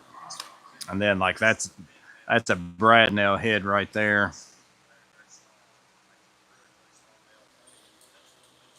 See if I can get one pin off here.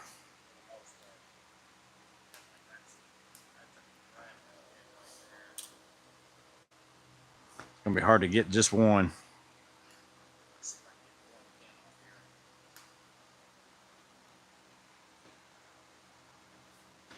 There's two.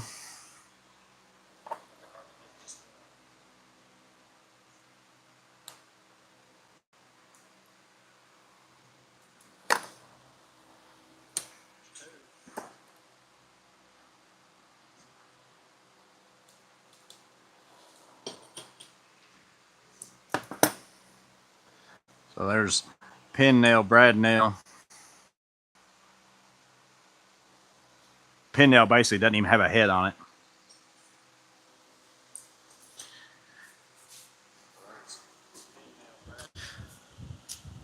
A lot of times I'll use my pin nailer to put down shoe mold. So then that way I can paint the baseboard. I can paint the shoe mold like not installed, and then install the shoe mold using a pin nailer and just shoot more into it basically than what you would normally shoot maybe brad nails. And then you don't have to, you can go back and just kind of caulk over those little holes and then just touch up that with paint instead of having to actually like putty holes and do all that kind of stuff.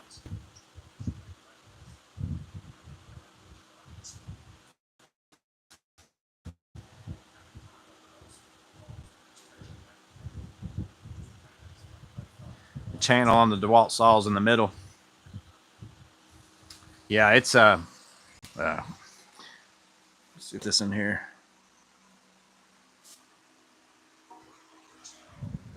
Oh, that's the wrong one.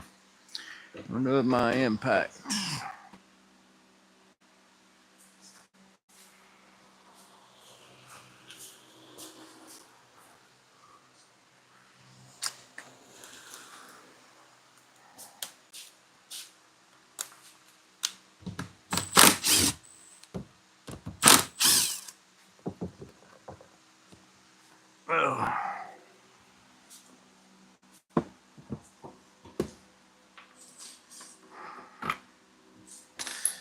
So it's, yeah, the DeWalt one's here. So I can put my saw this way and cut on this side, or I can turn it the other way and cut on this side. So like I said, nice thing is I could lay that on something and decide I really would rather cut it this way than that way or whatever, and I just swap sides. But because of that, that makes it different than almost every other track that's out there. So I made these with these so that whenever I throw these in my truck, I don't have to worry about getting the edges bent on them. So I've got one of these for my long one and for my short track.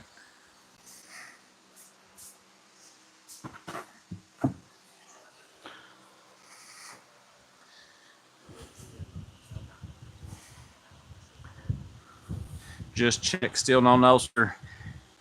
Yeah, he told me he thought it was going to be Thursday, but he said, I told him, I said, well, just let me know for sure. And he never did email me. So they must still be having a hard time finding those screws.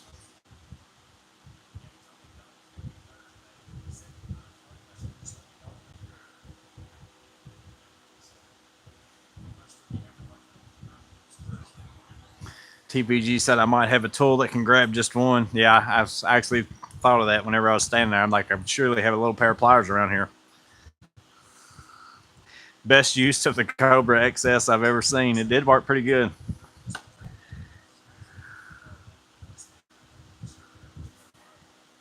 How long have you used a spring nail set? Being a Sparky, I didn't even know that existed before watching your video. For the most part, that's what I carry with me just because I don't normally carry a hammer that would nail in nails like with a nail punch. Like I usually carry like a hammer that's where I can knock trim into place and not put a big, dent in it or anything like that. So that just saves me from having to carry a hammer. And normally there's very rare occurrences where I've got to use one using the battery powered nail guns. It's normally only whenever you're trying to nail into a corner or something where your angle of your gun's a little weird, so it changes the depth setting a little bit because you're kind of a little bit farther out when you pull the trigger. Normally that's about the only time I've got to set them in is in the corner, so I just carry that around with me. It works pretty well. I've been doing it for quite a while.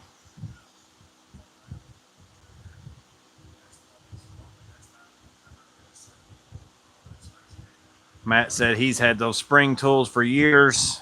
Spend up for the Spring Tool brand, which is that's the one I've got. I bought it at Sherwin-Williams has the Spring Tool brand, and then the Mayhew. I think Home Depot's got the Mayhew set. I need to get me one. I need to get a new one because mine got wet and it rusted up a little bit.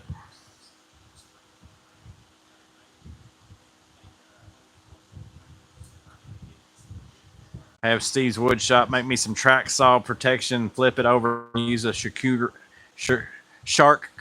cootie board. Is that what we called it last time?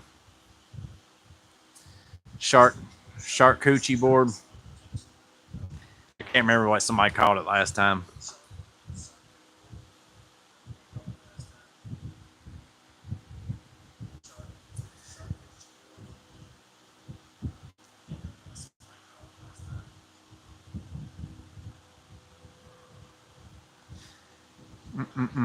Yeah, I filmed a tool haul video yesterday of just some little weird things, like nothing special.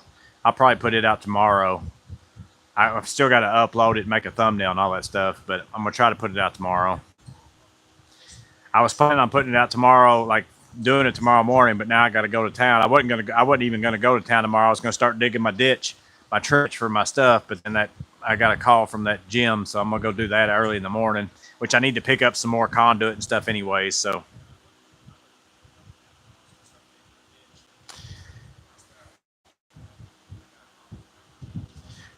we used to use those spring nail setters as window punches on the rescue truck to break out glass. Pretty handy. Yeah, I can see that. because that's most of the glass. Like you got to get that little fine, like a very small like hit to it. It's not really like a using a big hammer or something. Rather, you got to have that little fine point that hits something.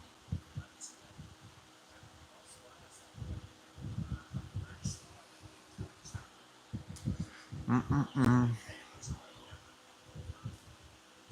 Spring tools are made in Washington.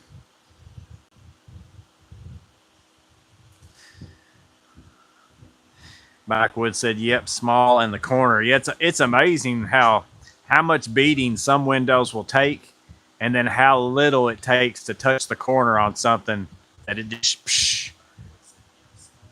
We've done a lot of storefront windows, like and stuff like that, over the course of time. Like whether you take them out so you can get materials in, or swapping them out, or doing whatever, and you got to be super careful. You touch that corner on something, it's gone.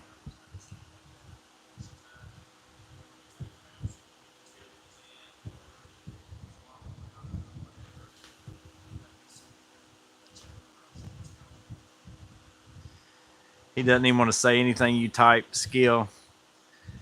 I don't know what y'all were thinking of that I was thinking of skill. I saw him say it's skill you were thinking of, but I assumed he was talking to somebody else because I don't know what I was thinking of that I was thinking skill.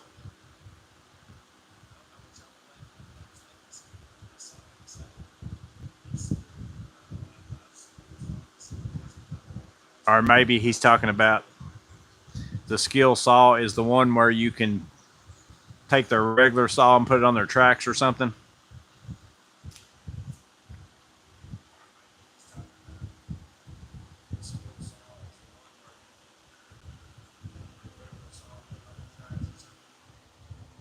Man, I got a bug bite on my ankle that is driving me insane.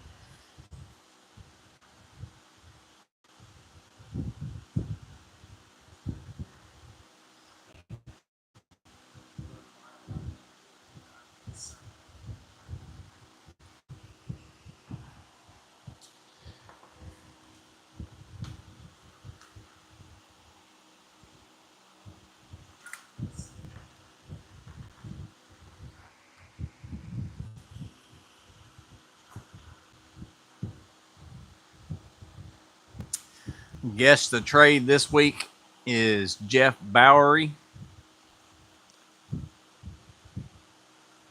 And he's got a Vito Toro if y'all haven't seen one of those before.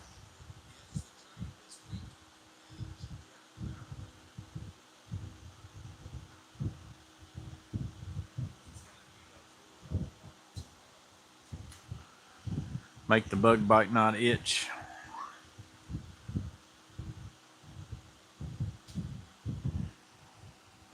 I know what it's from. I kept coming out here at nighttime so I could see my laser better out here, so I could get the lines chalked out on the footers. So I like to dummy proof everything as much as I can. So like I went ahead and went out there and figured out all my corners on my footers so it's square and all that kind of stuff, and chalked it all out for the guy for whenever he came to look at it for the blocks. And then I went ahead and put screws in at all the corners, so in case something happens to the chalk line between now and then, which I sprayed. I always, if there's some kind of specific thing that I chalk that needs to stay there, I'll take some clear marking paint and go over, like I went over the corners and stuff, and how much my rough opening needs to be for my garage door and all that kind of stuff. I wrote that out there and sprayed that.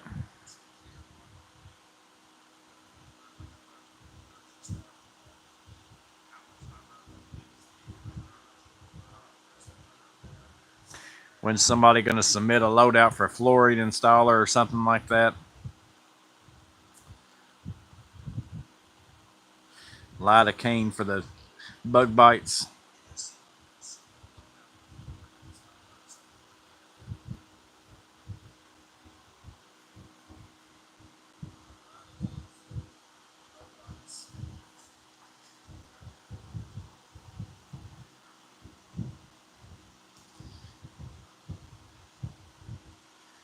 Jamie has a bite pen handy for them suckers. Yeah, this is right where it normally, like, it wouldn't itch, except for it's exactly where my sock and my shoe touch. So it's like every time I move my foot, it's like it's scratching it. Like normally I just don't scratch it and then it kind of quits itching. But it's like every time I take a step or every time I move my foot, it's It's as if I'm taking my finger and scratching it.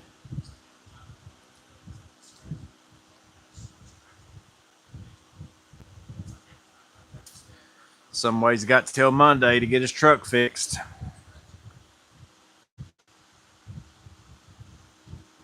You best get to working on it. Did you?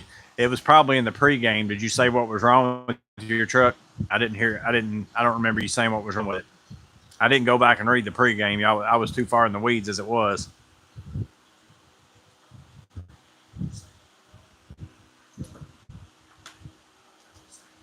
Spray a little Houdini on the bite. It's liable to work. It does everything else. I installed a baby changing station today, and it was. I think I mentioned. Did I mention it last time, or I mentioned it in some? I've talked to so many people about it. I don't remember if I talked about it on here, but they don't make the holes on those things 16 on center. They make them like 14 and a half for whatever reason. So then I had to cut the drywall, get blocking in there, and they never make it. They make the holes on the back of the thing at 14 and a half, and then also all the way on the outside of the thing that's going to cover up on the wall. So you don't even have enough. Like if they made the back bigger and put it on 14 and a half, where you could just cut out a big piece of drywall, put blocking in, put the drywall back, cover it up. But no, they don't do that either. But I got lucky on this one where I was putting it. It wasn't too far off to where I was able to cut just a small piece of drywall out and stick a 2x4 in there and add it to it to get myself something to screw it to.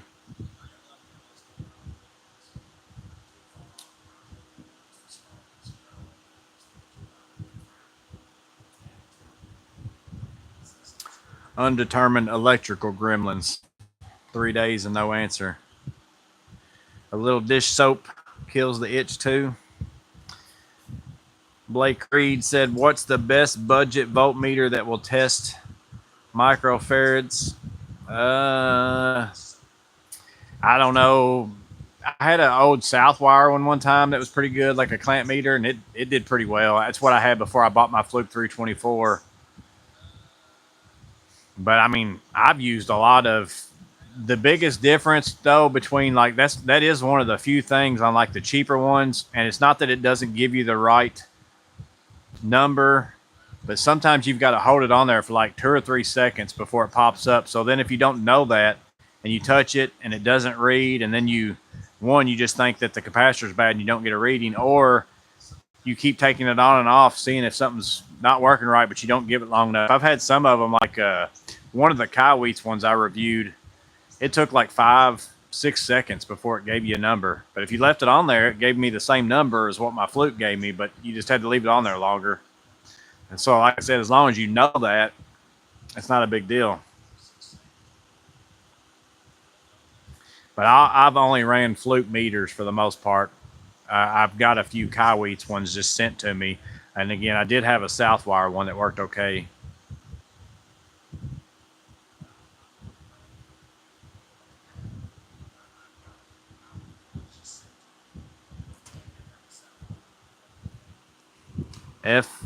FNIRSE makes a good one for about $50, whatever. Finersi. I don't know if that's what that was supposed to be or if that was supposed to be something else, but I've never heard of Finersi.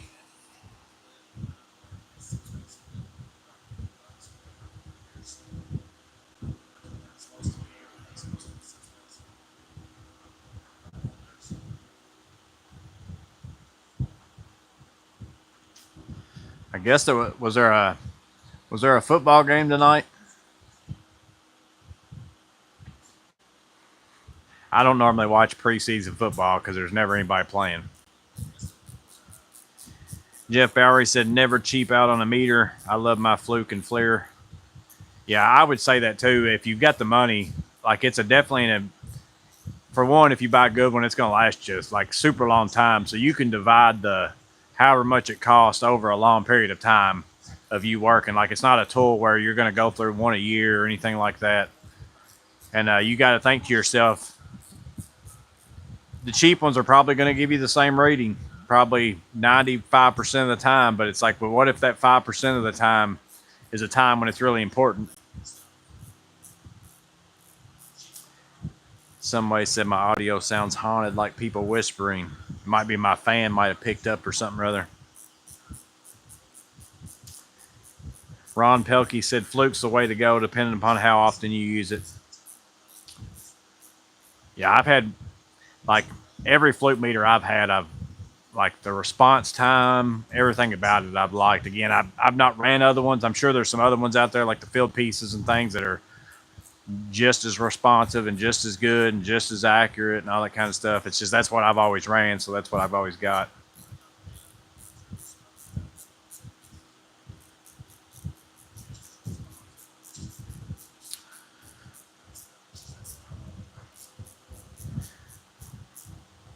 Finercy DMC 100 10,000 count.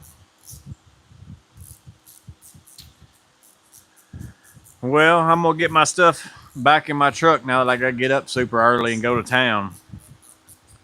And I'm doing electrical work, so I gotta get all my electrical stuff that I just got out back in my truck. They're not whispering. They're saying, Makita, Makita, Subway.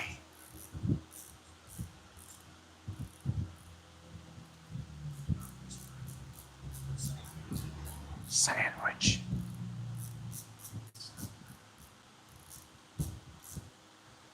Meatball. Italian. You're welcome, Elliot. But I'm going to go ahead and get off here and get my stuff put back in my truck. And we'll see y'all on Saturday for Jeff Bowery's loadout. So we'll get to see what his stuff looks like. But y'all have a good one. I'm going to take the walk of shame. And we'll see y'all on the next one.